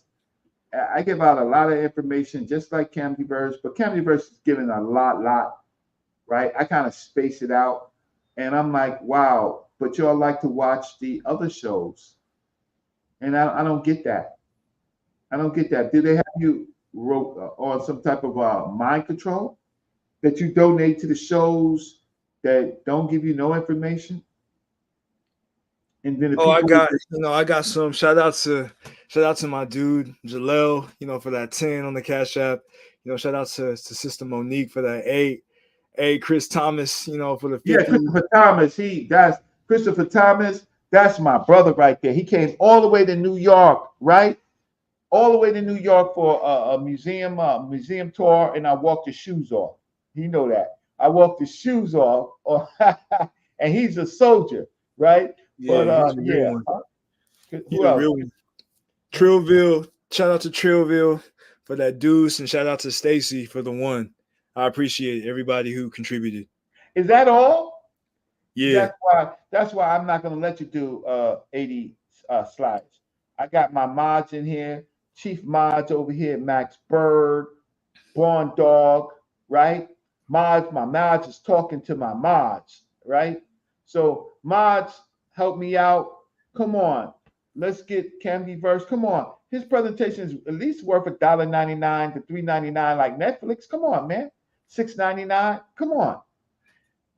Yeah, I appreciate all the love. Like, we trying to expose all the detractors who have been talking, all this mess. Where's Gullah? Where's Gullah? Gullah ain't bad all the time, but where's Gullah? Where's Ngozi? Where's the rest of the other channels? Where's the pseudo killers? Right? You know the talking icon shows?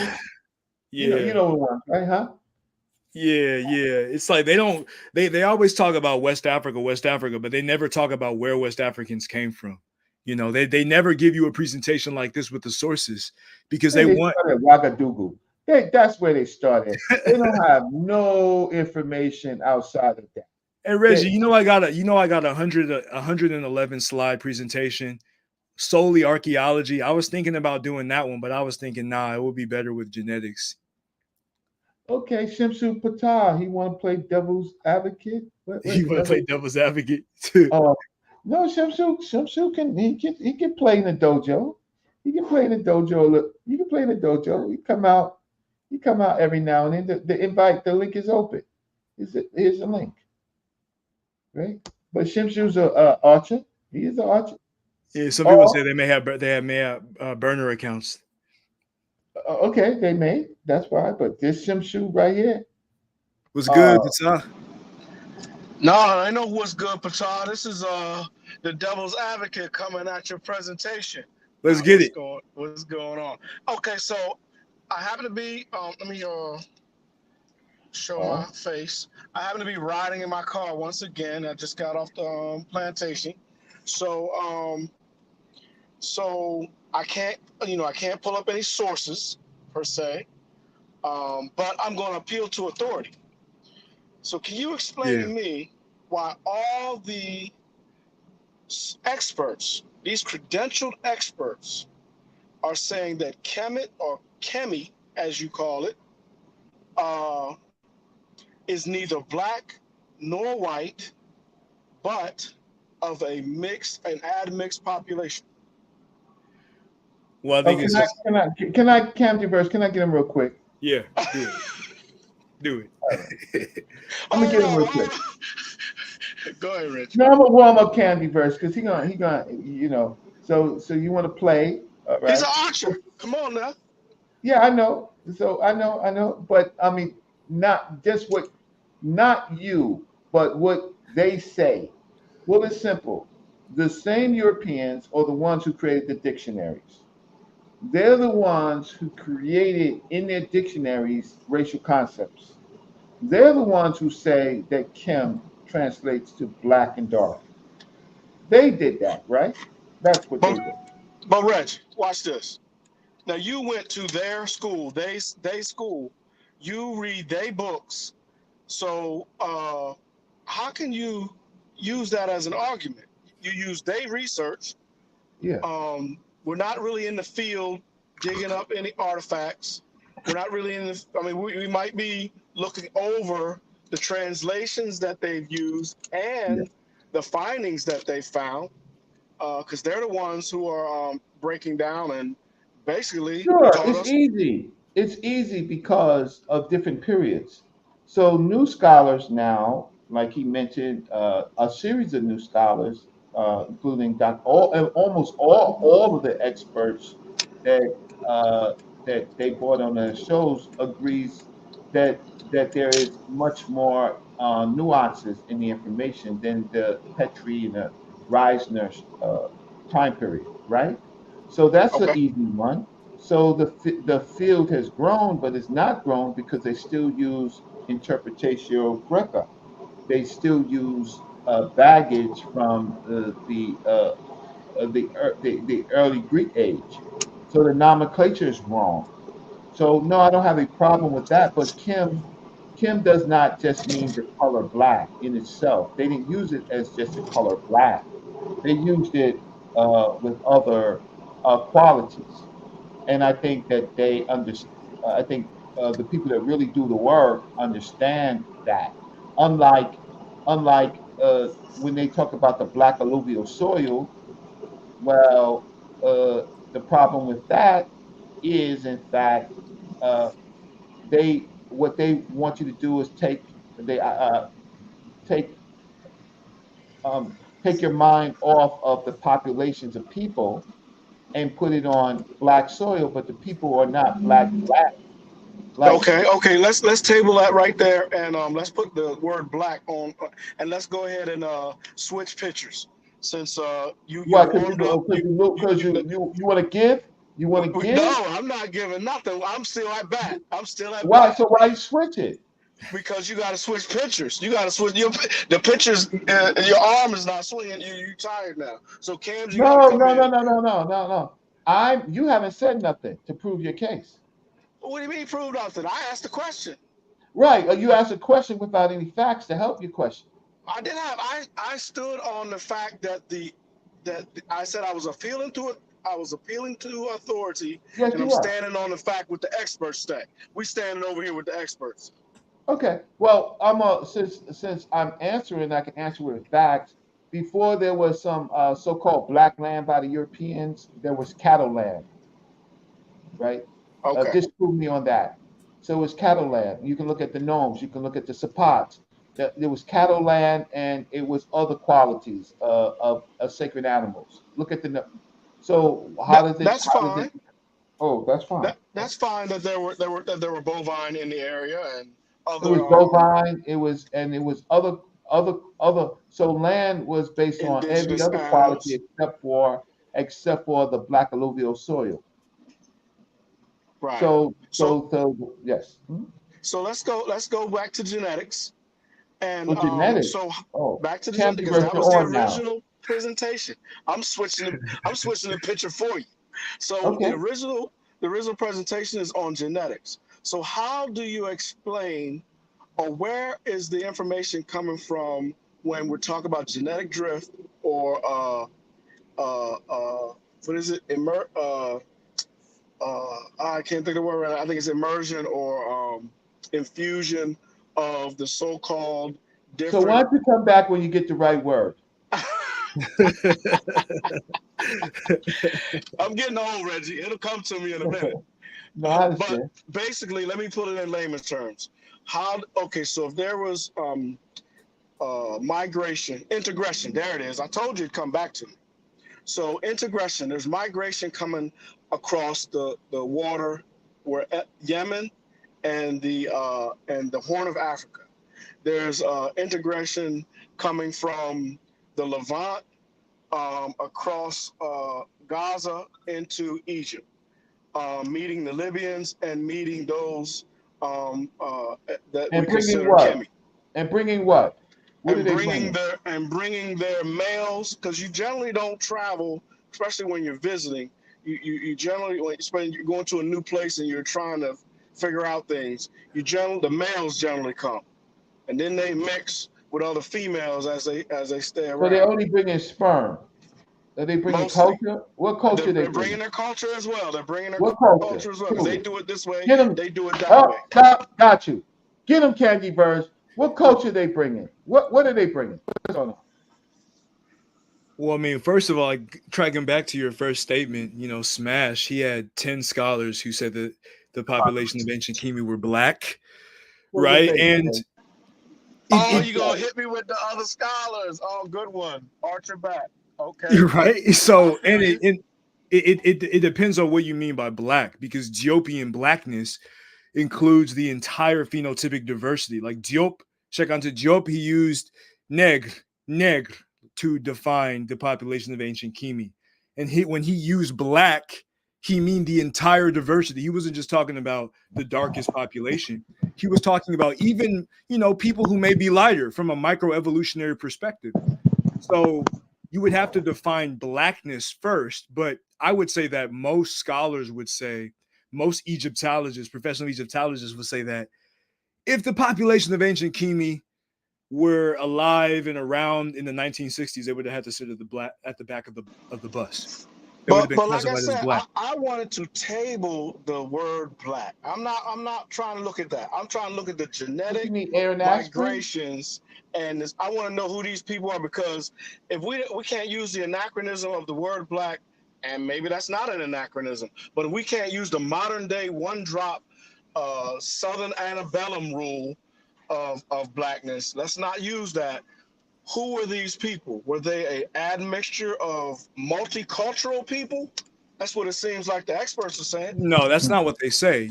Chris I didn't mean. My bad. Go ahead. I didn't mean to interrupt. No, it's all good. Who is that? Who is that? Who was that speaking? Jay the Great. Jay the Great. You talking about culturally? Culturally, that's dealing more so with the archaeological data that I have in my slides, and we went over this in the sense that, like, most of the culture, when you talk about the black top red pottery, you're talking about the different convex and concave based arrows that they used. You're talking about the pastoralism that they had that originated in the Sudano-Chadian border, right? You talk about the different plants that they use, like pigeon pea, like the black-eyed peas in ancient Kemet came from West Africa. Watermelon in ancient Kemet and King Tutankhamun's tomb came from West Africa. You talk about the canine mesial ridge, or the so-called Bushman canine. This is a dental feature found in the pre-dynastic populations of Adima. So every single material cultural fact connects them to infra-Saharan African populations. There's no predominance or demographic indebtedness of ancient Kemet to the Levant. The majority of the culture came from the south. Okay, now watch this. So we say that anatomically modern man arose at about, you used to say 180, now they're saying 200 to 250,000 years, right? So we know that archaic man, Homo sapien, maybe not sapien, but Homo sapien. We got Argasser, who was the same as Homo erectus, who just happened to leave Africa, and then Neanderthal, and then there was mixing outside of Africa, and I'm sure they came in within those 200,000 years, and the ones that left, and the anatomically modern man that left out and mixed with those Neanderthals, I'm sure that they returned. So before Kemet, or even Nebet, even before Narmer, wasn't that a mixed clad? And can't you say that those people came from Eurasia? Those people came from southern Sinai, maybe Arabia, even West Africa? Why are you putting so much on the people that came back when they was first African? And then they come back, and then they came back with what? Hey, because they stayed out and they learned some things like farming. What did they learn? Hold on, Reggie. Hold on, big bro. Hold on, big bro. Why are you jumping in? It's supposed to be one-on-one. Now you ganging up on me. No, this is our show. This is the Magi.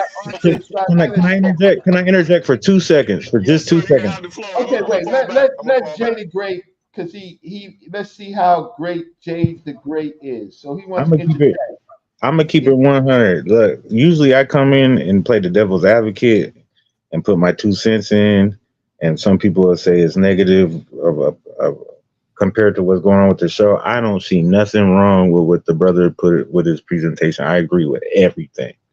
Whoever's disagreeing with the people or the accomplishments or the achievements of those people and the color of those people, you're hating on the presentation, you're hating on yourself. There's a lot of self-hatred going on, and that's a problem with you personally, because he didn't drop the ball. He nothing but facts backed it up. Y'all hating if y'all disagreeing with the brother's presentation. That's all I gotta say. All right, you cheerlead. So Ken, no, I ain't. I'm gonna use your old. I'm messing with you, bro. Remember, I'm playing devil's advocate. Hold on. So check this out, Candy. I'm gonna use your own scholar. If I'm not mistaken, Diop stated that there were 5 cranial structures, or it might have been 6. You can correct me. I'd have to look it up. My memory is it's 5 or 6. 1 died off. 3 left. No, 2 left, and the rest stayed home and mixed. Right. So over those thousands of years, hundreds of thousands of years of being outside and coming back in because of climate and environment, water's drying up, ice age, Sahara drying up, and those old world monkeys, and now we got new world monkeys, or primates, if you don't want to be called a monkey, a monkey. No, we just call them the opposition. Because that's who okay, opposition then. Those individuals that mix with one another who are the same people. We have those archaic DNAs within us today. That's what makes up our DNA. So if those are all admixture and mixed people, how are we coming to the point of this is just one homogeneous group that started in Kemet? But who said that? Who said that black was homogeneous? Who said that? Who said that? I believe Sheikh Anta Diop was trying to say it was. That's a misinterpretation of Diopian blackness. Diopian blackness includes the entire phenotypic diversity of the African continent. So when he used neg, he was talking about the different dynamic possibilities that exist indigenously within Africa. Okay, I ride with that. Okay, but that still does not negate the fact that these were genetically diversified or genetically diverse peoples in that area, and they continue to diversify. So how can you state that those are just one people? Because no one's saying that necessarily the Tehenu is necessarily the same as the Nehesi, or nobody is necessarily saying that Thebes is the same as Heliopolis. Right, like Cameroon and Nigeria are different. Bamileke and Bamu are different. Igbo and Yoruba. So you can have diversity in many different aspects and ways and contexts. But when it comes to whether or not they were Paleo-African, whether or not they came from the same African core, even if a small minority, you left Africa, you came back. The big piece is what my man Pan-African James talks about when he talks about the Neanderthal introgression. Because when you look at genetics, they use that as a parameter to discern whether or not a population is African, especially infra-Saharan African, versus so-called Eurasian. So if you don't have any Neanderthal introgression, you can't say that they weren't so-called Africans. You can't say that they weren't black. But even if they did have it, you see, that's if you're dealing with science, the populations outside of Africa genetically benefited the human genome. So just to isolate the people that are Neanderthal per se, because we're not talking about the modern racist group of people. We're not. He was going back to the Pleistocene, like 100,000 years ago. That's what he was saying. So I don't care I don't care. And if they came back into Africa, some of that stuff helped Africa, right? With knowing more diseases and dealing with and it was helpful in some regards it wasn't helpful. So let me give us something to care about. So let's say that the people of the Sinai, the lower Sinai, and possibly the Saudi Arabians and the Levant didn't have Neanderthal admixture. They were of close African descent, but they were living outside of Africa. And we got people, hold on, let me work. Then there was people on the west side of Africa who lived in. So are we just saying that people who have cultural differences is the diversity? And we know they lived in different sun zones. So we're not talking about color. Let's table that blackness. So why you basically are the same people genetically admixed. Are we saying that? Are we agreeing on that? I mean, I would go to Reggie when Reggie's talking about the relevance, because even Diop and Shamarka Keita spoke about this when he wrote an article about Diop at Oxford University Press, and he said that even though you have some incursions here and there, snow bunny chasing here and there, you have some Eurasians here and there coming in, that doesn't change the bioevolutionary trajectory of the ancient Kimi population. They were still predominantly African. You can't use here and there West Eurasian to try to deny that that was an African population. You can't. Then that's why they say indigenous Africa, which is black, which is Kemet. That's black. Oh, so Kemet's definition is indigenous African. In modern parlance, all of those things are related to black. You know what you're talking about? You're talking about the Paleo-African black folk, the so-called Burna Boy, the Tuatep. That's what you're talking about. Now, so I'm gonna ask you to source up. So hold up, you're saying you agree with the information as long as they're not dark-skinned people? That's what you're saying? Nah, bro. I've been in this conscious community. I've been in this community for 10 to 15 years. I'm well versed in the information. I'm just playing devil's advocate. Follow me, bro. Yeah, because the coward other channels, they won't come in. So he's playing devil's advocate. Yeah, because they don't have any sources. And he's doing their arguments better than they can do the arguments, right? So he's just playing devil advocate for the show, Jay. Yeah. But it's all good though. Again, the presentation, you use the modern day information, the modern day scholarship. It'll be hard to really get around the current data and timelines that you are bringing. But if you go back in time, my favorite slide was coming up. Well, bring it there. If you can ask Reggie, if you can bring 10 more slides, then now that we done broke the dilemma or the cloud of boredom, not boredom, but slide education. It wasn't dry to me. It was exciting. I love this information. So if Reggie be willing to give you 10 more slides, let's go in and see what because the people haven't. He only got like 6 or 7 cash apps, and he's taking all these questions from a devil advocate today. From a brother, from his brother. From his brother. No, you his big brother. You doing the opposition channel arguments better than they can do the arguments, right? Right. So and then now I got Pan-African James. No, we got enough content. No, we're gonna come back and we're gonna finish. Yeah, we're gonna do the rest, right? I mean, if I got more cash apps and people wanted to see more, I'd be glad to. But I'm gonna go with Reggie and table it.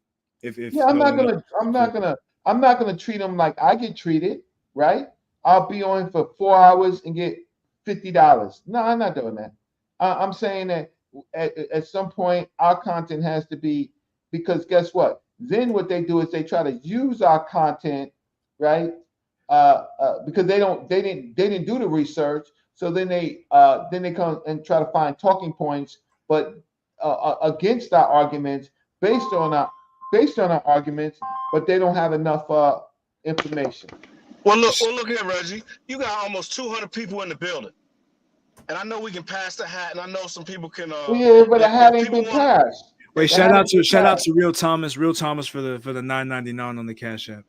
If they want to keep the information flowing, they know what they can do. Hopefully, you won't end the show.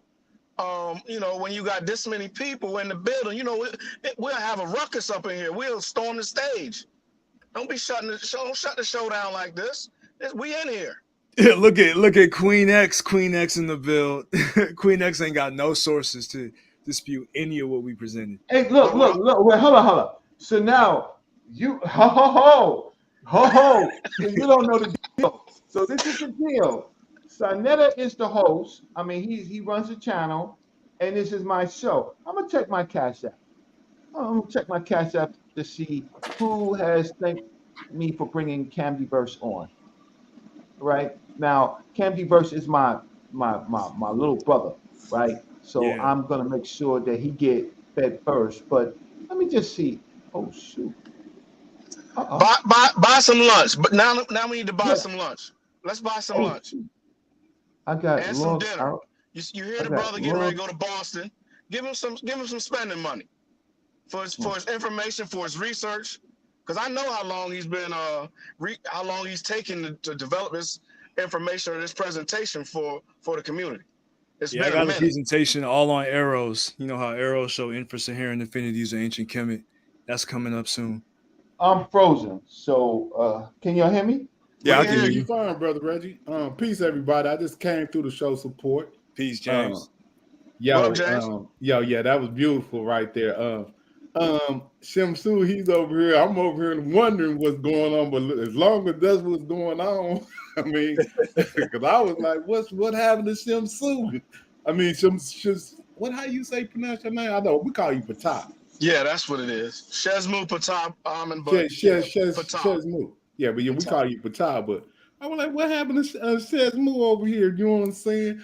But then, you know, I came in when you asked him the question about the introgression, and you know, that's the real, for me, that's the key point to understanding what's going on in this whole Well, how about dichotomy. you explain? How about you explain a little bit of that integration meaning and how it works within the population, going back and forth from Africa to either the Levant or to Yemen, you know, on that southern tip of the Sinai. Explain a little bit of that integration. Well, what the deal is what they're trying to figure, what they're trying to figure out is when do Eurasians come back into Africa. Now what the trick is this basal Eurasian population, which they have no genetic data for, but they're saying that they have ghost DNA.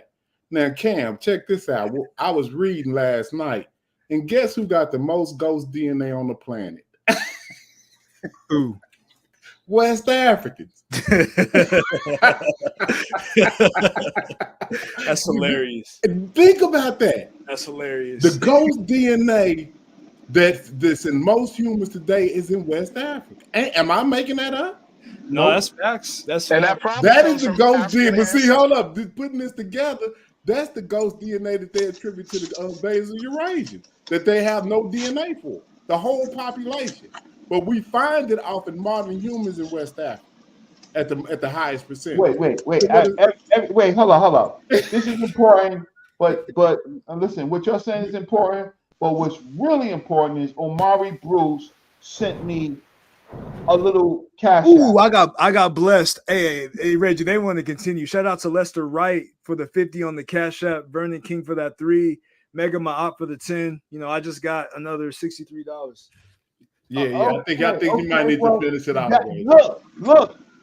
Yeah, they done bought the show out. Let's go. No, yeah, they done bought. Okay, so Camby versus he's my dude. I just want to thank Omari Bruce for thinking about Brother Reggie for bringing Camby verse on, right?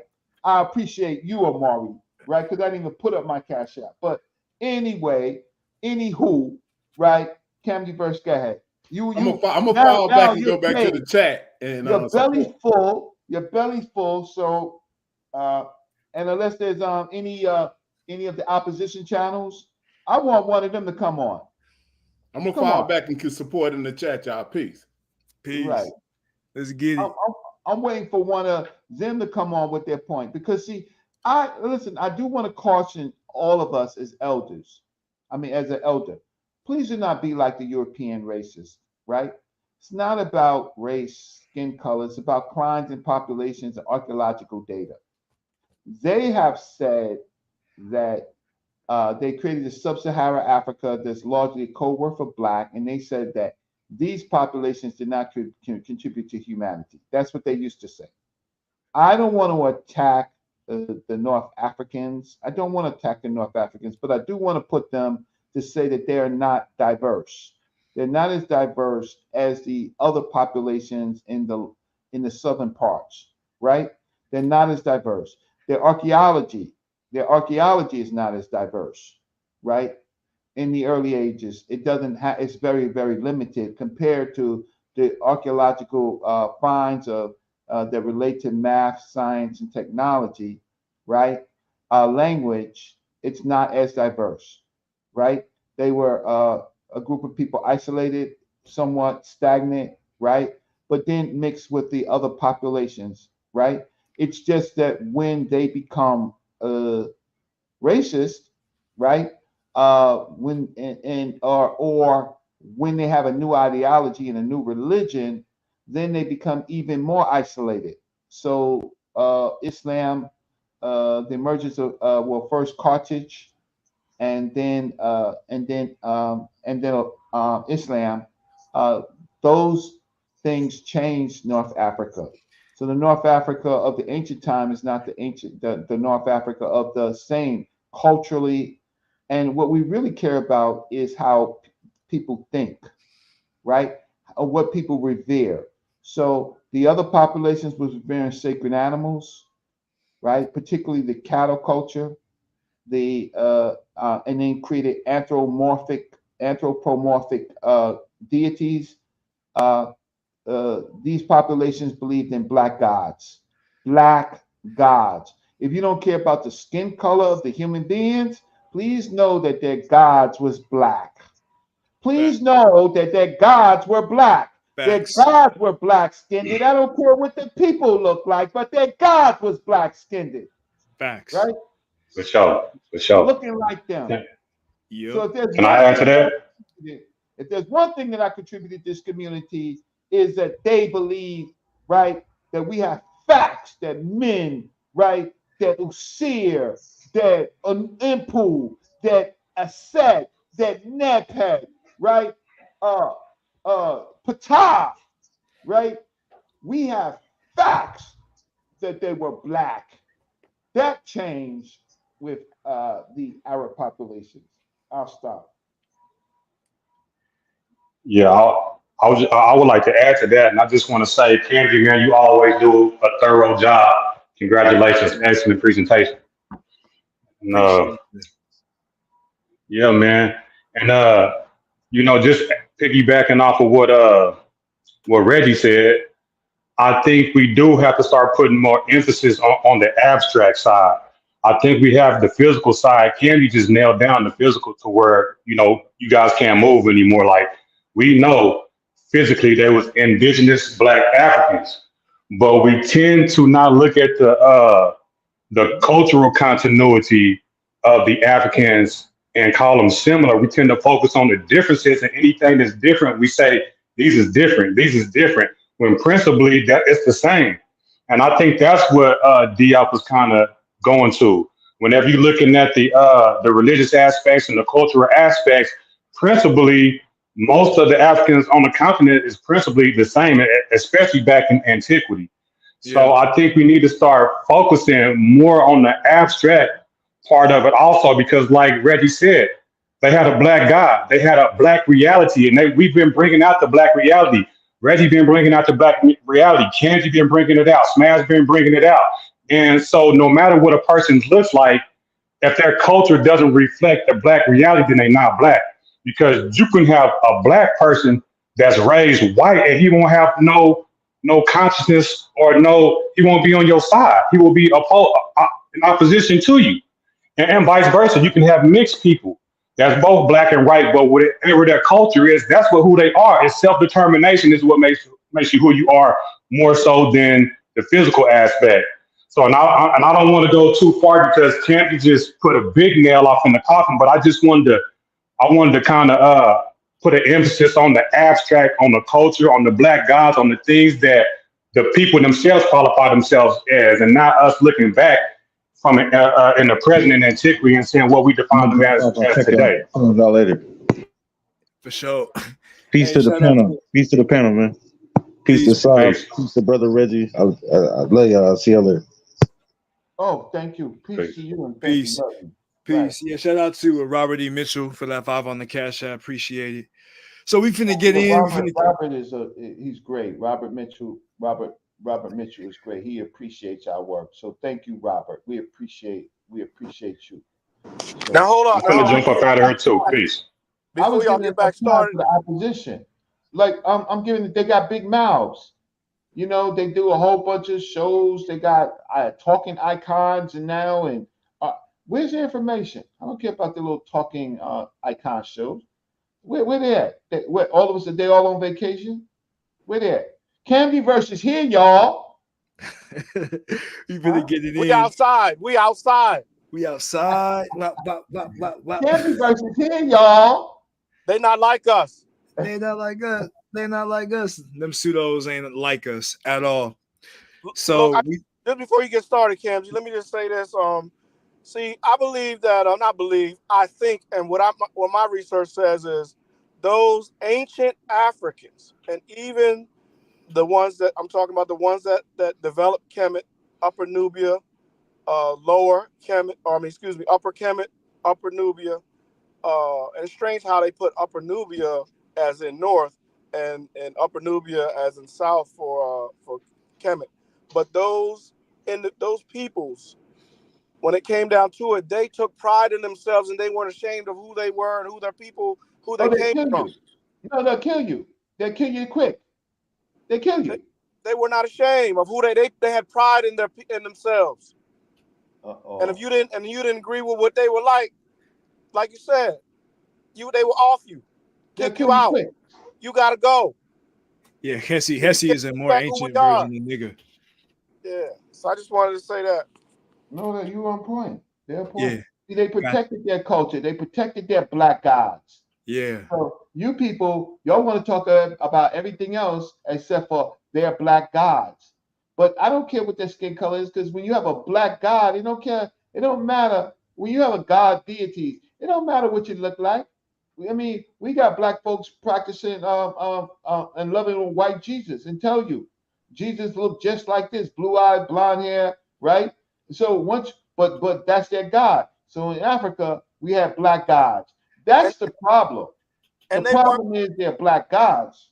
And they weren't going to be on the bottom of the caste system like what happened to the Dravidians or the so-called untouchables in India, which was around the same time period, 3,000 and 4,000 BC, or Common Era, or before the Common Era.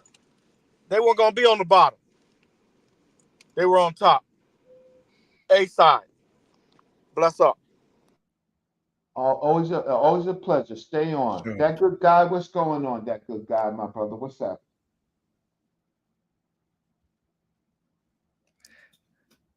So peace, that good guy. Peace. It's always showing a lot of love. So we're gonna get this party started. You know, it's one of my favorite slides. You know, a study dense sampling of ethnic groups within African countries. She sampled Nancy Bird et al., Dr. Nancy Bird. I've actually spoken to her in the past about this research. And she did a study, right, of Central African populations. And she found that the Lake Chad Basin serves as a connecting point for the populations of East and West Africa, right? And this is connected to the emergence of the Kanem Empire. This is very fascinating because her genetic analysis actually supports the African oral narratives that speak about the Lake Chad Basin as an intermediary point. Whether it's talking about the Urere traditions of the Soninke, talking about Dindi, or whether they're talking about Sangam of Njoya, where he articulates that one of his ancestors was Mandara, which is a Lake Chad Basin population. Her study found a migration, a ancient Kemetic component, right, so-called Egyptian component, right, which is represented by that arrow number 3 in the chart to the top right in modern West and Central Africans. So this study is showing that around the 7th century, right, contemporaneous with the so-called Arab Islamic invasion, the indigenous populations of Northeast Africa migrated into West and Central Africa. And you can see evidence of this, right, in modern contemporary West and Central African populations, particularly the Grassfields population. Shout out to the Bamis in the building, and Grafi in the building, and even, you know, Eastern Nigerian, so-called Igbo populations. You see, you know, pieces of that ancestry. So this is showing, again, Western Africa and Eastern Africa are not separate. West Africa is connected to ancient Kemet by the Lake Chad Basin in general, and the tributaries going from east to west, particularly the Wadi Hawar or the so-called Yellow Happy River Basin or the Yellow Nile. This connected West and East Africa. And Kanem, and more generally speaking, the Wangara Inter-Empire, right? This connected the civilizations and kingdoms and cultures of modern and contemporary West Africa with classical Africa and ancient Kimi and Kush. You have Mentuhotep of the 12th dynasty. You have an expedition to Chad. Absolutely. So material evidence of that. Right. So we have that. You're talking about a later period, but in between periods there was connections. Yep. Right. Absolutely. So when you have an inscription, a Kemetic, not a Kemetic, but a inscription of Medu Neter in Chad, that already and exchange of particular goods, right? Yeah. That tells a story that Kamdi Verse has been telling about the migratory, not the migrations, but the evidence of the migrations. Right? Yeah. Yeah. And Stuart Tyson Smith, Dr. Stuart Tyson Smith at University of California, Los Angeles, UCLA, he even said that ancient Kimi traded more with the Lake Chad Basin than they traded with the Eurasians. So that's been affirmed archaeologically. And this study is important because of the specific oral narratives of the Bamileke people, speaking about, the Bamileke in Western Cameroon, saying that they descend from the Baladi and they migrated, around the 9th century. So this migration, this genetic evidence is showing, or this genetic data is showing evidence of the migration that the Bamileke oral historians speak about, right, within their traditions, passing through the Lake Chad Basin. And again, for those who are familiar with Bamileke oral history, we speak about Wadi and we speak about Kanem, right, as an intermediary stopping point on the sojourn, from ancient Kimi into Central Africa. This genetic data specifically confirms that oral narrative among the Bamileke, right? And I've spoken to the scholar who wrote this paper about that. I guess the Schuneman report missed that. Yeah. And you know what this scholar said? Yeah, right. She told me that even if the Schuneman report is true, these West and Central Africans still have that so-called ancient Egyptian or ancient Kemetic ancestry. So even if it's true, that doesn't separate West Africans, modern West Africans, from the pharaonic civilization. So that's a dagger, that's a bar, it's a bomb. They're done off that alone. They have nothing to say off that alone. Peace. Can I say something right now before you go into your next slide? Go ahead. I really love what you're doing right here. Peace to you. Peace to Reggie. Peace to the Magi's. I appreciate you, and this is for our children's future. And you giving the right perspective. You showing slides. You got the source on the bottom of it, and we really do appreciate you. I just wanted to say that. And the people in the building, go to Camiverse and subscribe. That's it. Yeah, I got a lot more where this came from. We're going to continue getting into it. So then you have Dr. Chaudhry et al.'s research. And again, this is another research that specifically confirms African oral narratives of descending from ancient Kimi, right? So it shows that the Barone people have East African ancestry closely linked to the populations of the Lake Chad Basin, like the Teda. Additionally, the study reveals that the Wolof people of Senegambia share close genetic ties with East African populations, such as the Oromo. So the Wolof in West Africa have a close relationship to the Oromo, right, within this study by Chaudhry et al. And these findings are consistent with the oral traditions of the Igala and Gala Douala people who trace their dynasties back to the Zagawa. And these are people in Chad along the Wadi Hawar. So this genetic study of the Barone people is confirming West African migratory histories of descending from the pharaonic civilization in particular, and the Happy River Basin in general. All those haters, like the Fat Orange Cat and all these haters who try to say that, throw away African oral history. African oral history doesn't matter. No scholar says that. I mean, without oral history, you don't have linguistic data. Like without oral history, you don't have history because all history was oral and then it's written down. But African-centered scholars do not throw away history like Eurocentric scholars try to do. African-centered scholars, they recognize the typology of the oral narratives and how it was discovered, how it came to be. That's important. So as we can see, this genetic studies, Diop talked about the relationship between the Wolof and, different Eastern African populations. This study by Chaudhry et al. Is affirming and confirming Diop's analysis, showing that the Wolof people, are tied to the Happy River Basin. And West Africans in general are tied to that. So this is just another example of, all the detractors saying, Kemet ain't got nothing to do with West Africa. Lies, false, frauds. They don't have any sources, Man, they ain't even been to West Africa. They never been to West Africa. Come on, stop it. They ain't even been to West Africa. What countries they been to? Listen, this is the YouTube age where just because you click on YouTube, you can go any places in the world. But man, they ain't been to West Africa. They don't love West Africa. They don't love West Africa. Let me just tell you that. That's all cap. They ain't been to West Africa. With all the YouTube money that they done made, all the YouTube money they done made. Oh my goodness, all the YouTube money. You mean to tell me that they couldn't put together and go to West Africa? Please Yeah, stop it. they've never been, because if you go there, you could see the clear cultural affinities, the stools, the sandals, you know, the sacred totems, the dances. You see this X bead looks like it came from like the Mercy people of Ethiopia, but this is a West African man, a Barrow man from Nigeria. So like, if you go there and you've been there or you grew up there, you know, I'm you know, I benefited from having family born there on the continent growing up. And I've been there multiple times. And when you go there, it's obvious. It's so obvious, right? It's even like crazy that we even have to debate this. But unfortunately, a lot of our brothers and sisters in the diaspora, you know, because of the Ma'afa, have not had the chance to Man, go they back to scared the to continent. fly. They scared to fly. Mhm. They talk about science and technology, but they scared to fly. Right? I could tell you about 2 or 3 of them. They scared to fly. They That's can't even crazy. fly from Georgia to New York. They scared to Yeah, fly. that's Anybody crazy. who's scared to fly and talk about science, flush them down the toilet. Yeah, that's a little bit embarrassing. I mean, to have that fear, but then be talking about these issues is that's just whack. That's hella whack.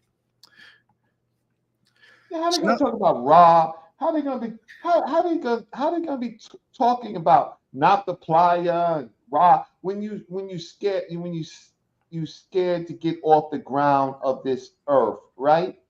Like, and you scared to fly. I mean, how ridiculous is that? Like, that's really? crazy. I mean, That's really? crazy. So you can't go to these places.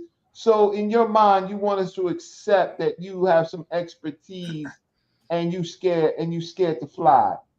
Like who you fooling? Like you're a clown. Yeah, You're a that's clown. clownish. You're a child and you're a clown, right? So stop it. Messing Yeah. about messing about work. Huh? I mean, we got a Magi Archer, you know, flying on his way to London to do primary research. So you Right already know now. right now. Shit. So what's the difference between our squad and A squad? A squad is Because afraid they of planes. tapping. Yeah. I'm just telling you about the see, Camdenverse, you put together all of this work. It's good for the people, right? But Yeah. in part of it is the opposition that calls you the number one pseudo, the chief pseudo, right? They ain't No, got a no. source though. They ain't never showed the source. List from those channels, how many of them been in Africa? Because they're Negropeans. Yeah. They're Negropean, and they're against this knowledge because they don't support Pan-African nationalism and they don't support Black self-determination. They think that's like an Afrocentric dream of Black people being able to decide what to do in their reality. Black men and women deciding what to do for Black children. They're against that. So obviously, they would be opposed to research that brings us closer from a historical perspective to do that in the modern world. Hey, Reggie, like you always say, we're not doing all this talk. People, the No. people want to hear this presentation.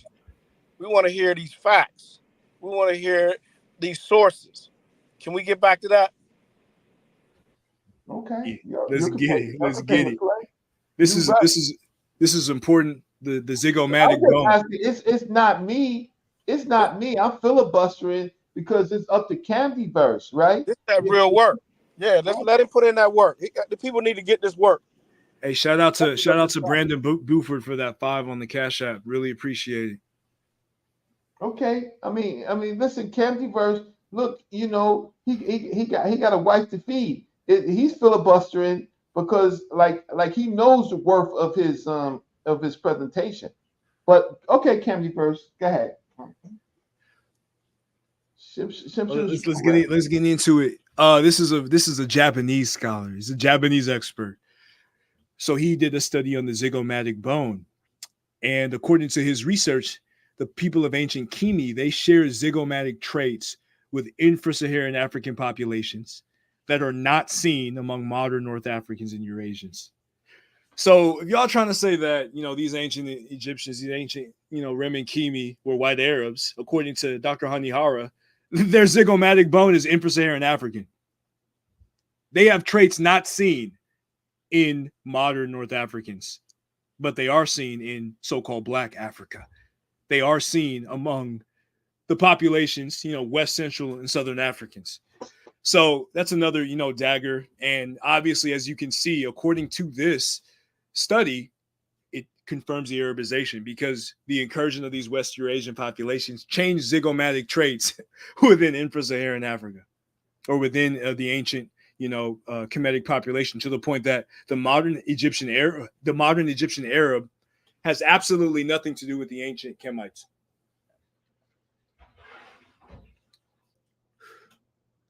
So then we got Zakwarski or Zagzurski. I think I'm saying that name wrong, but she studied the body plan by comparing the different indices, intermembral, brachial, and crural indices, with literature values.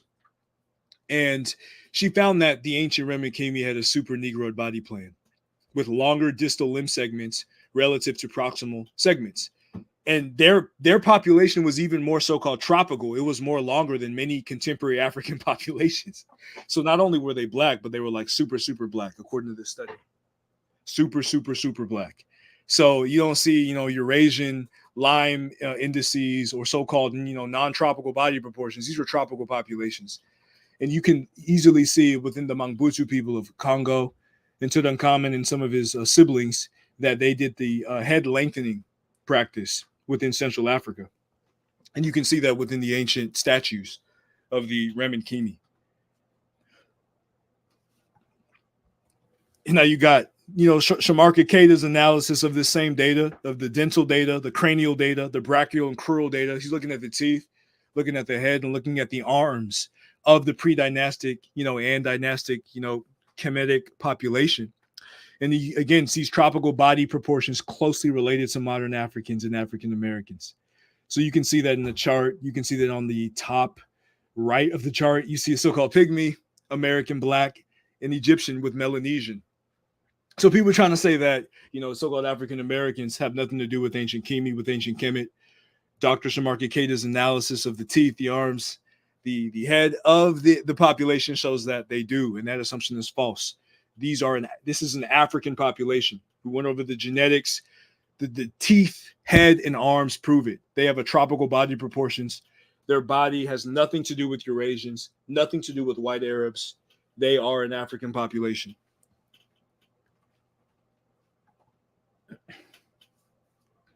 And now you have this is a confirmation of the melanin dosage test by Dr. Mota et al. On tissue samples from Kemetic mummies found in Upper Egypt.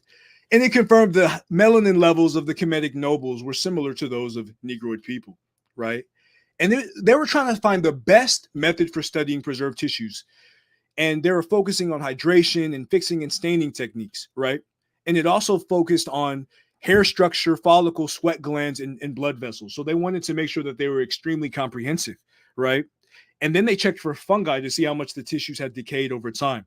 But with respect to all of these, they found a very high, an extremely high melanin concentration that was only seen in those of so-called classified Negroid origin, black. So this study by the melanin dosage test is confirming that the ancient Kemetic population was a black population. This is coming from a German scholar, Makuda and Vermehen, right? And this is the Biotech Historico-Chemical Journal, Determination of Optimal Rehydration.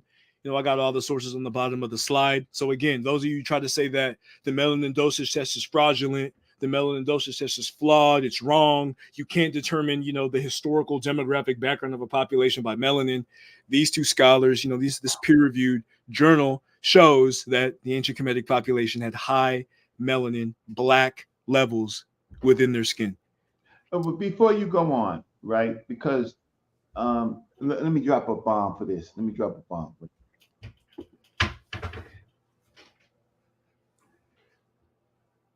It's just Okay. dagger after dagger, bar after bar after bar. So can you Google? Can you pull up that article? Do you have the URL for it? I could find it based off of this DOI, or if I go PMID. Yeah, if you got a DOI, then Reg got a DOI. Brother Reggie got a DOI. Y'all. You're cited. Huh? Oh shoot, he's messing with me. Right? If you can pull that up. Yeah. Let me see if I can pull it up. right?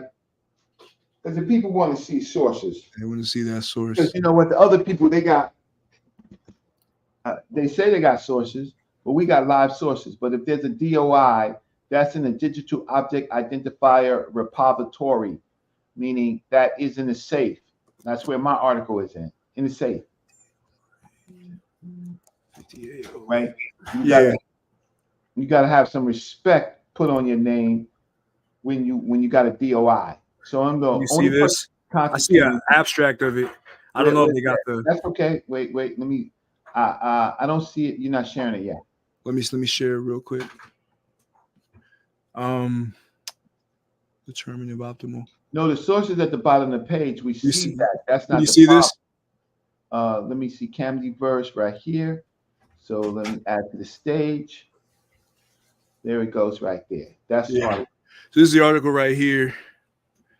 And you could read into that. A bunch of other channels have spoken about this study before.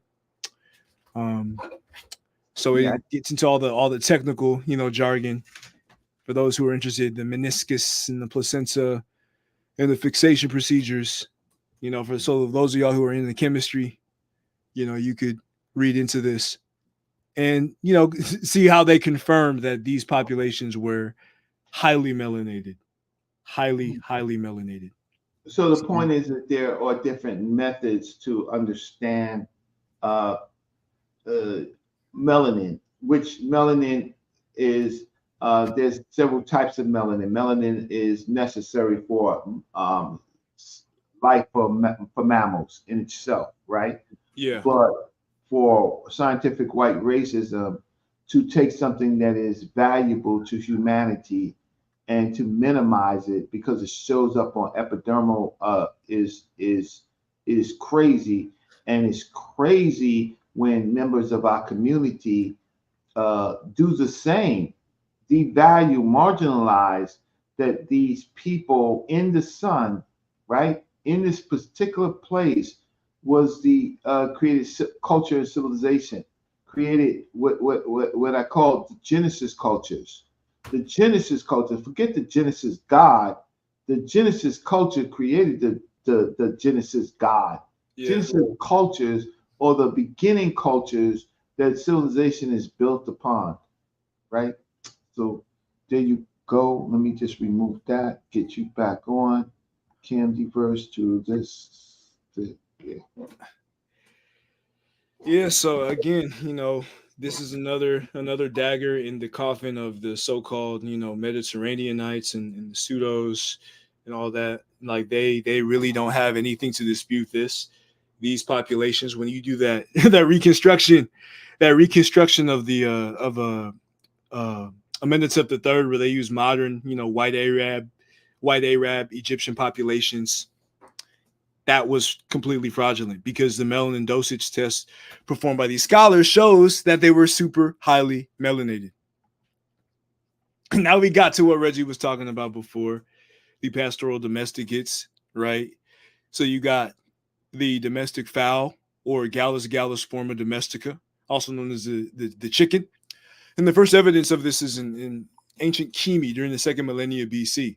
And these pastoral domesticates are used to trace pastoral populations from Northeast Africa into West Africa. So the earliest finds of the domestic fowl or chicken, you find it in infra-Saharan Africa in the late 6th century AD, right?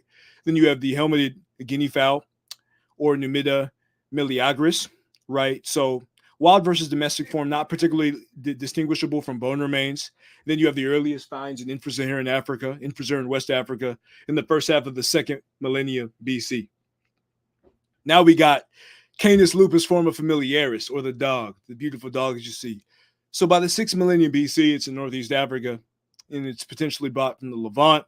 And then you have the earliest finds in infra-Saharan West Africa during the Gajigana phase of Nigeria, 1200 to 1000 BC. So even the Gajigana culture could be linked to the pre-dynastic Kemetic civilization through Canis lupus forma familiaris.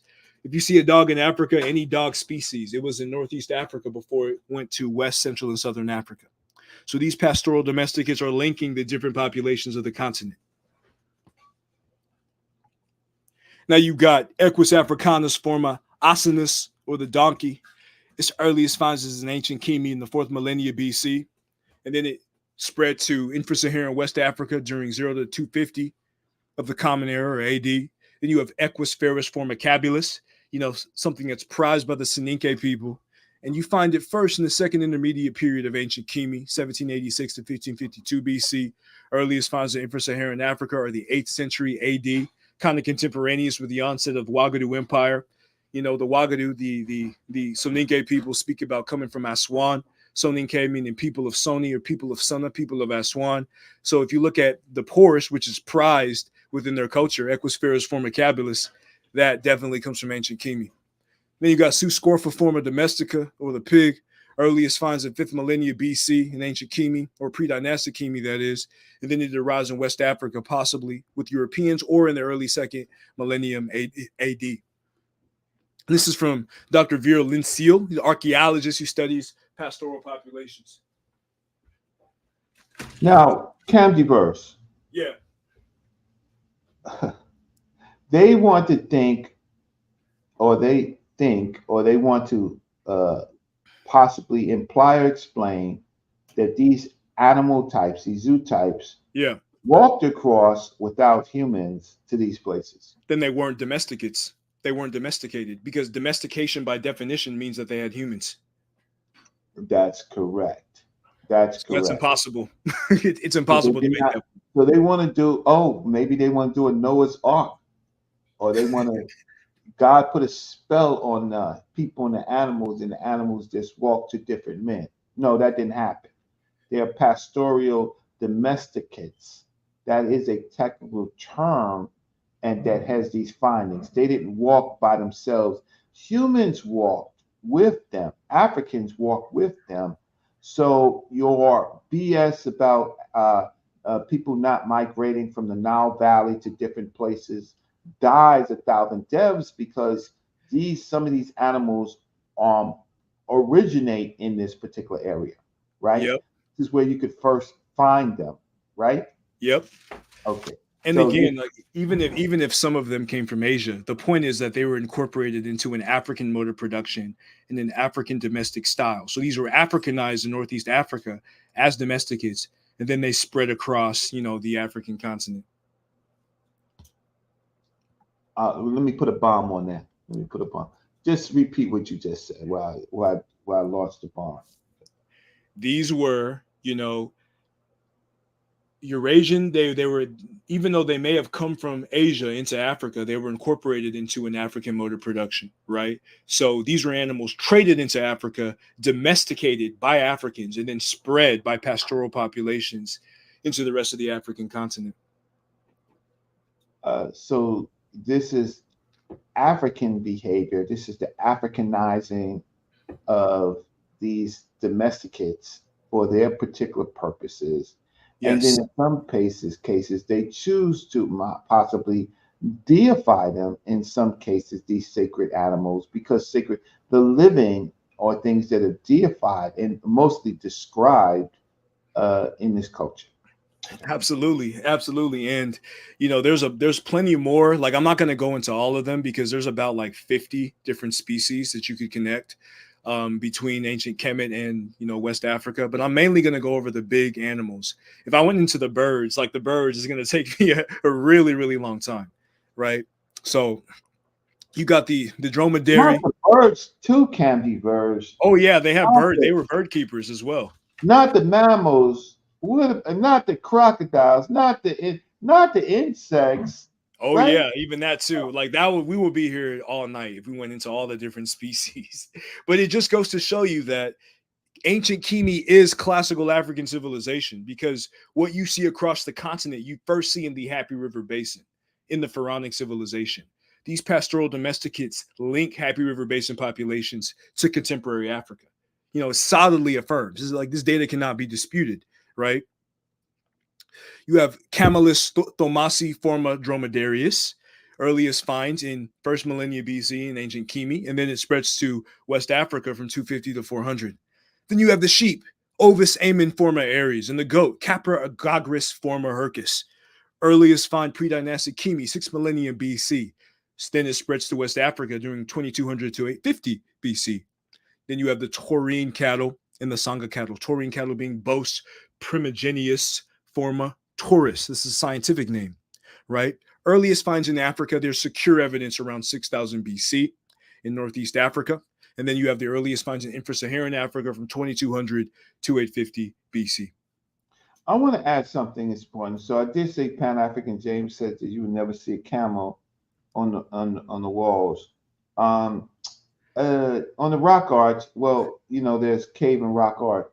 So you do see when in North Africa, right, in the Sicily, Niger, and even in Chad, you do see the emergence of the camels. Camels are not bad, right? A lot of people associate them with the Arabs. Right.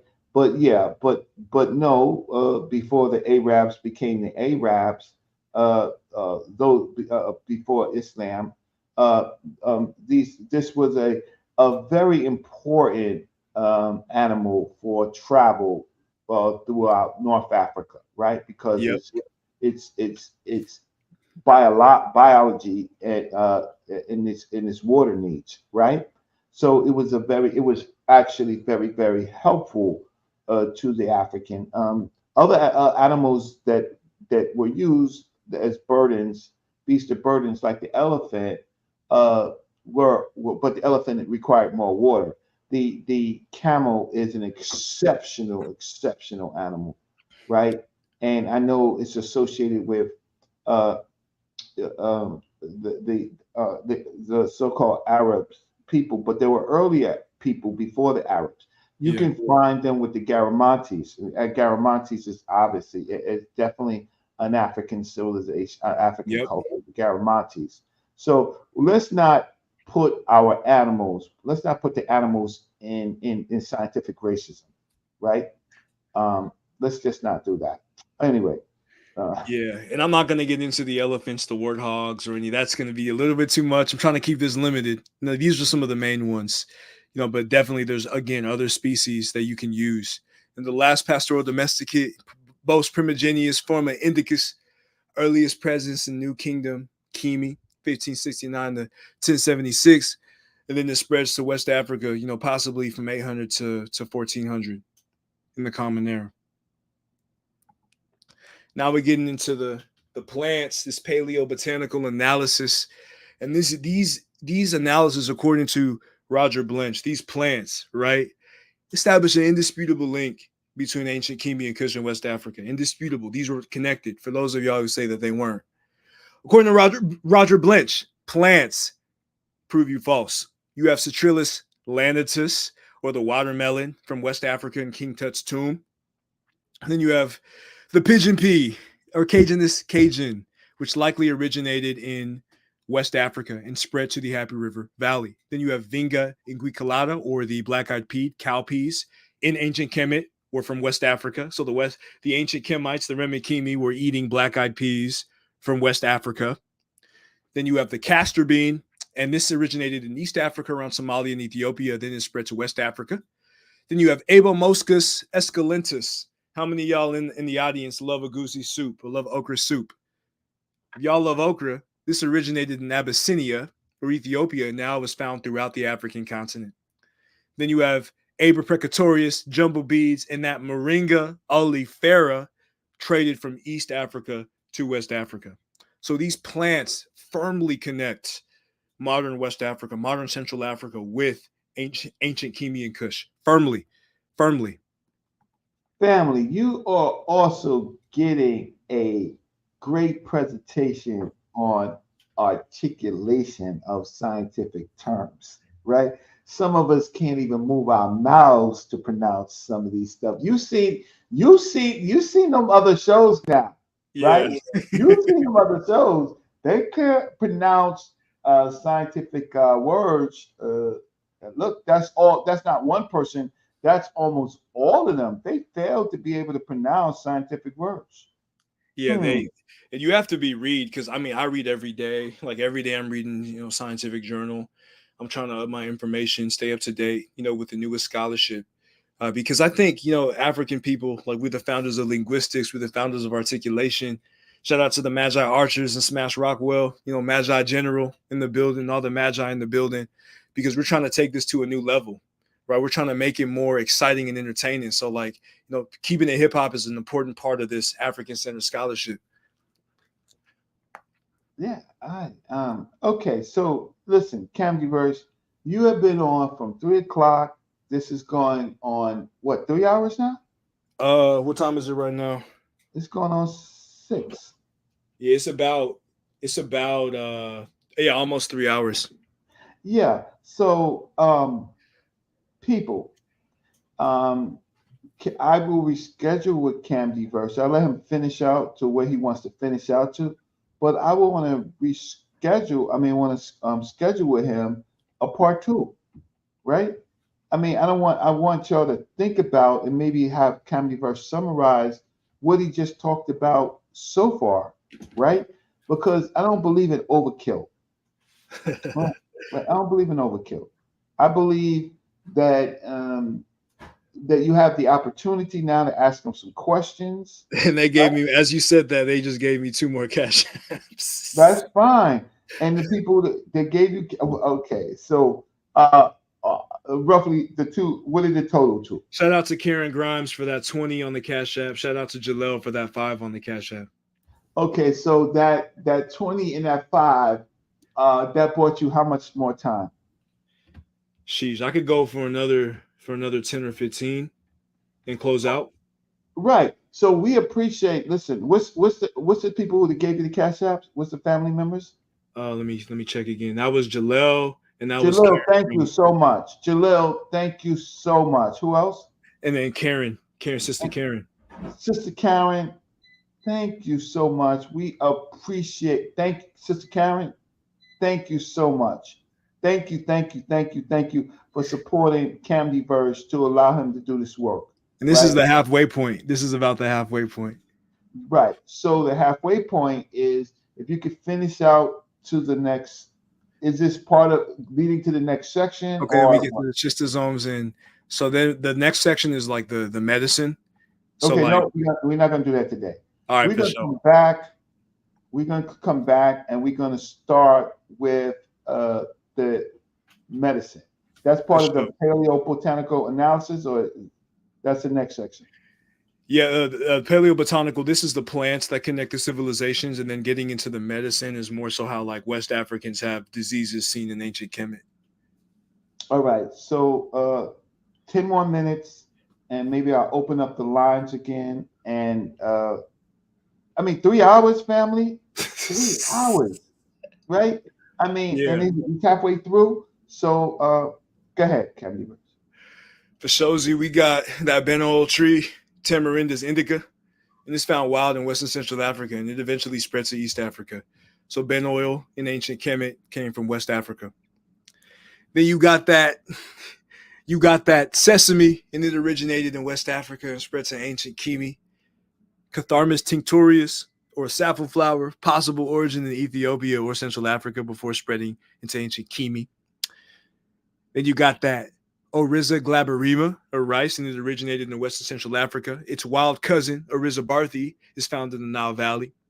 Then you got Vitellaria paradoxa, or the shea tree. All my sisters who love shea butter, right? It's natural to the Sudano-Sahelian belt, as well as Central Africa, and is also found in the dynastic, Kemetic civilization. Then you got Dioscora rotundata, or the yam, originates in West Africa and spread to Central Africa. Its cousin Dioscorea abyssinica is found in East Africa. And then we got Digitaria exilis, or fundi, in West Africa, and it originated from Digitaria longiflora in East Africa. And I don't even have the herbaceum, or cotton. Like all the cotton in West Africa came from Sudan in East Africa. See, there's some plants that I missed, but this is just some of the main ones. For those of y'all who do like hella deep research, you could probably find like 10, 15 more, but as Saber Reggie said, we're about to close it out, and we're about to open up the chat for anybody who wants to come in and get it popping. I got $15 that I have to send you from our brother John Nix, right? John Nix? Yeah, John Nix. John Nix. Yeah, he's nothing to play with. John Nix, man, he he loves the information and he supports, and we so appreciate him.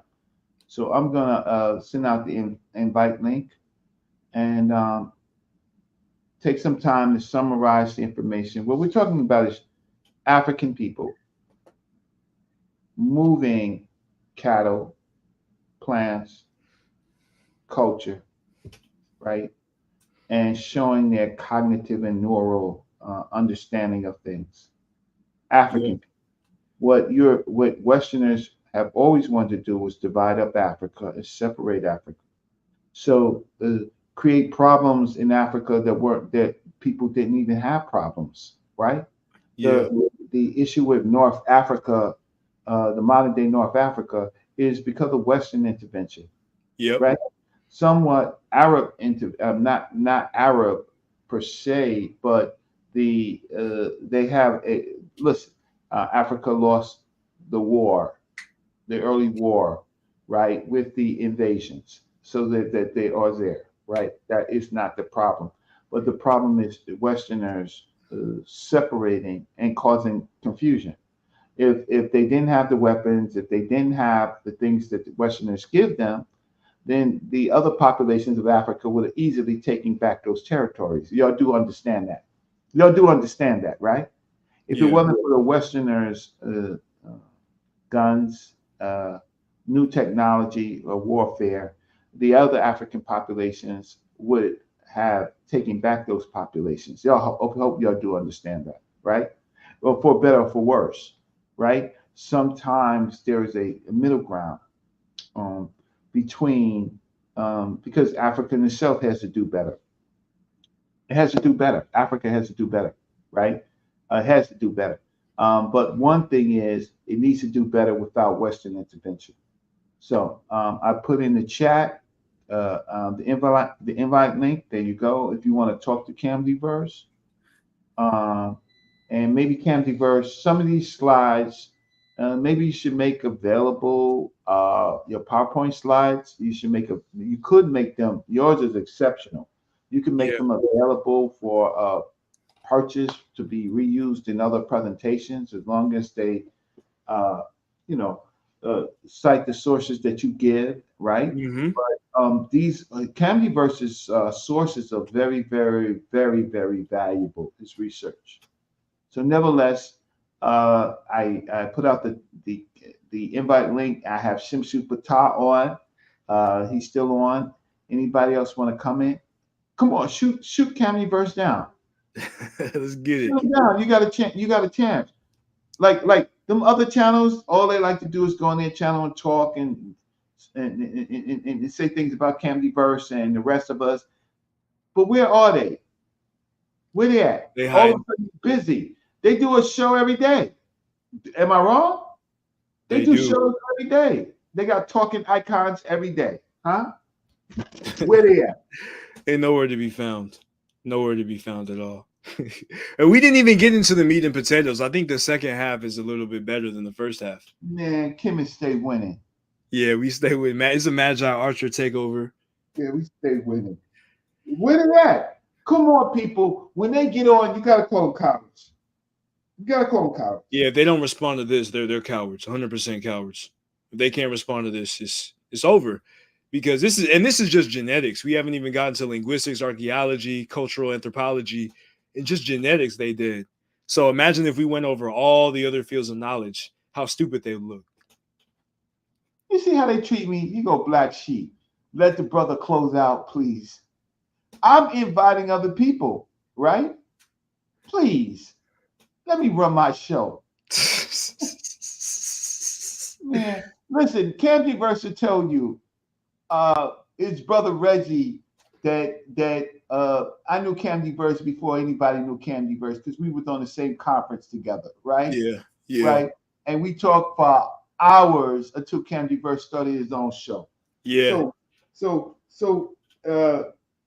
y'all need to stay in your lane with my brother Camdiverse. I knew he was great when I was just talking to him, and in the early days. So this is his evolution. This is my brother.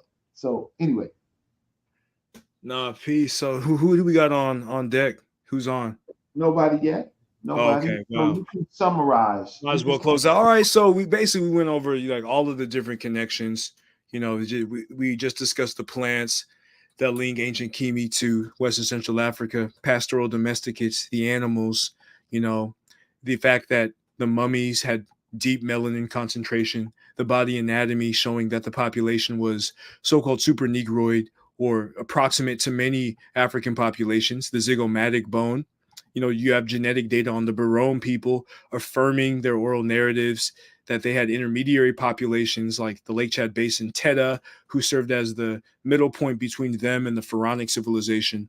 Nancy Berdatel affirming a Kemetic component in West Africans, Western Central Africans, that actually corroborates with Dr. Didoni Tukam's analysis of the Bamileke oral narratives that speak about a Kemetic origin, Baladi origin, that left, Kimi during the 9th century, during the Arabic period. Kinase domain receptor analysis that shows that, lactase persistence genes from East Africa can be found in Southern Africa, connecting Southern Africans with the Happy River Valley from these pastoral populations.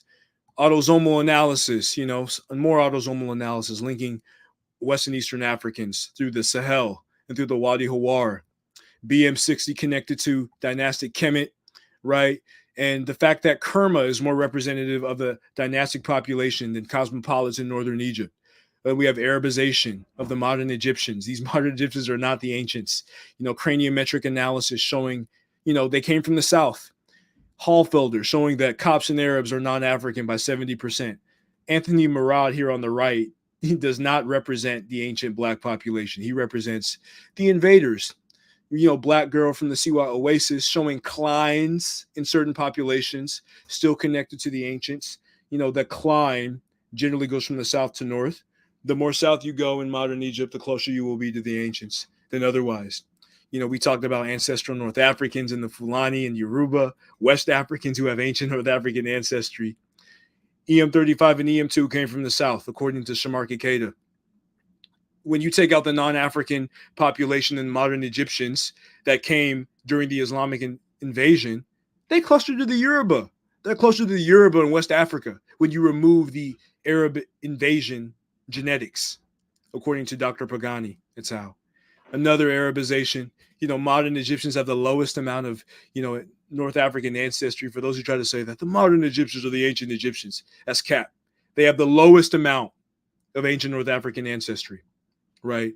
El Camel, he finds an Arabization period that destroyed the original Berber language and customs. These two Egyptian actresses on the right are indicative of that Arabic incursion. Then we talk about the Abusir Malek study from the late period. People use it as a proxy for ancient Egyptians, but it's not. It's not a proxy, right? The Coptic component is found in all these infra-Saharan African populations. So if the Coptic component is indicative of Egyptian ancestry, many other African populations have it.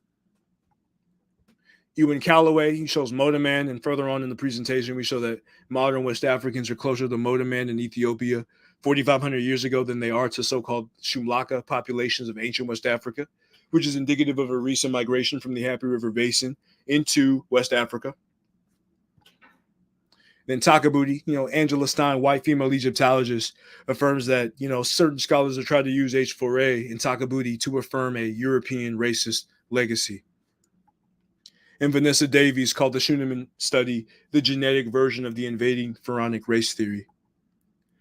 Shamarki Keita, y'all already seen this pop affiliator analysis showing infra-Saharan African affinities of the 18th dynasty.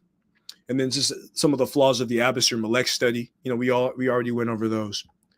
So then we went back into the beginning, the limits of phylogeny and some of the limitations that y'all have to take with genetics. There's haplogroup predictors. Not all of them are created equally. The width Athi is far more accurate than NevGen, right? Ramses was E1B1A. We all know that. So then we went into some of the limits of PCA, and that was the presentation. So, I would love to come back soon to go over part 2, which to me is more juicier. But yeah, don't listen to any of the detractors who try to say that, Kemet wasn't black and, it had nothing to do with black people. You weren't West Africans. They ain't got nothing to do with West Central Africans.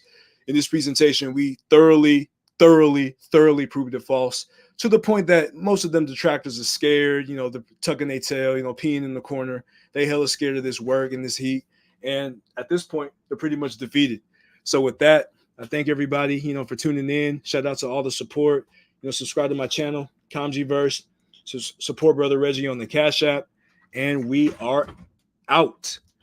Yeah, I do definitely want to thank Comgyverse for coming on. And do you know how much research you have to do to change the consensus? It's problematic when you have views that have to be countered by real research, because everything is against us. And so for Comgyverse to expertly counter a lot of materials that we have read, right, is just enormous. It's enormous, and he's a model for a lot of young people, right? And so we really appreciate him, and we appreciate all of you for watching this show. I mean, I'm going to tell you to do this work. They're always putting in Western scholars and consensus and trying to break your morale. Luckily, Comgyverse is immune from that. And I suffer sometimes because I'm like, it's hard to come up with good work against the consensus, right? Because they will always put the consensus in front of your face, even if the consensus is wrong, even if they never themselves did the research or the work. And so when you have our younger people, I'm 59 years old, but when you have our young people taking on this task, right? It's an enormous contribution to our survival as a people. And so I think Comgyverse, and I'll be looking for him to come on sometime next week. I might have the elder Benachi Montgomery on, who is an expert meta nature teacher. I'm hoping to get him on the first week of June, and about the experts that they have. Their experts are just answering questions. Lately, their experts are not even presenting themselves. Right? You don't see that, but I It's see pretty that. pathetic. Did you see Falk though say that Kemet mean black people? You know who? When? There was a recent show. I saw it on another channel. It was like Robert Falk, an Egyptologist that they brought on, and he said that Kemet means black people. If you anybody find that, clip it and send it to me, and send it to Magi, send it to Comgyverse, right? Because it's hilarious when their own experts go against what they're saying. And I once it's like, I don't feel bad for them. I feel bad for you. They're not bringing you stuff that you can actually use. They're just not doing it. They're just not doing it. Say what? Yeah, like you're right. Like they only react. They're not bringing like any independent research or presentations on their own. No. They ain't got no library cards. They ain't got no library cards. They ain't in no museums. They don't have any original thought, but they can react to our information. So with that said, I'm going to say thank you, everybody who's been with us for 3 hours. Yeah, shout out to y'all. It's been fun. 3 hours, and I want to thank you all. And I promise, well, that's up to Comgyverse. Comgyverse, you'll be back, right? I'll definitely be back. I'll definitely, absolutely be back. All right. Because the people love you, Comgyverse. That's a beautiful thing when your own people love you, right? Yeah. So they were excited about you coming, and you spent 3 hours with them. And when you fast talk with data and terms. Yeah. They fast talk with pseudo judo. Yeah, it's kind of wild. Like I was going hella fast on Smashes to finish it in an hour 20. You know. Yeah, but I want it on record because we have, of course, a lot of sisters on our channels, right? And we just want to make sure that it hits all of the channels so that they could be a part of this information, and that they can ask some questions. Absolutely. And so that's what we want. So we can't. Sisters are used to people being to fast talking them. So that's why I try to slow down. Slow it down, no. Yeah. So we'll be back soon. And we'll talk over the phone. I get to talk to my good brother over the phone, but and ask him questions. So with that said, we'll see you soon. Thank you so much. It seemed like everybody watched the House of Consciousness. God, I'm tuning in here in the States to every continent. You got your holy book, your references and documents, then hit your brother's sign, get it cracking if you're confident. Sign at the TV, it don't get no more reality. It's helping us stay mindful of the struggle in totality. Humble yourself and let the commentary resonate. Living in these times, is here is sure to help you entering a new zone. Hope the dialogue ain't too strong. Y'all know that we've been waiting too long. And ever since I stepped into this paradigm, at the time, all I got is building on my TV is a black throne, where kings and queens come get their facts on. Just be prepared to have your mind blown. And ever since I stepped into this paradigm, most of the time, all I got is freedom on my mind, for real. Can you dig it?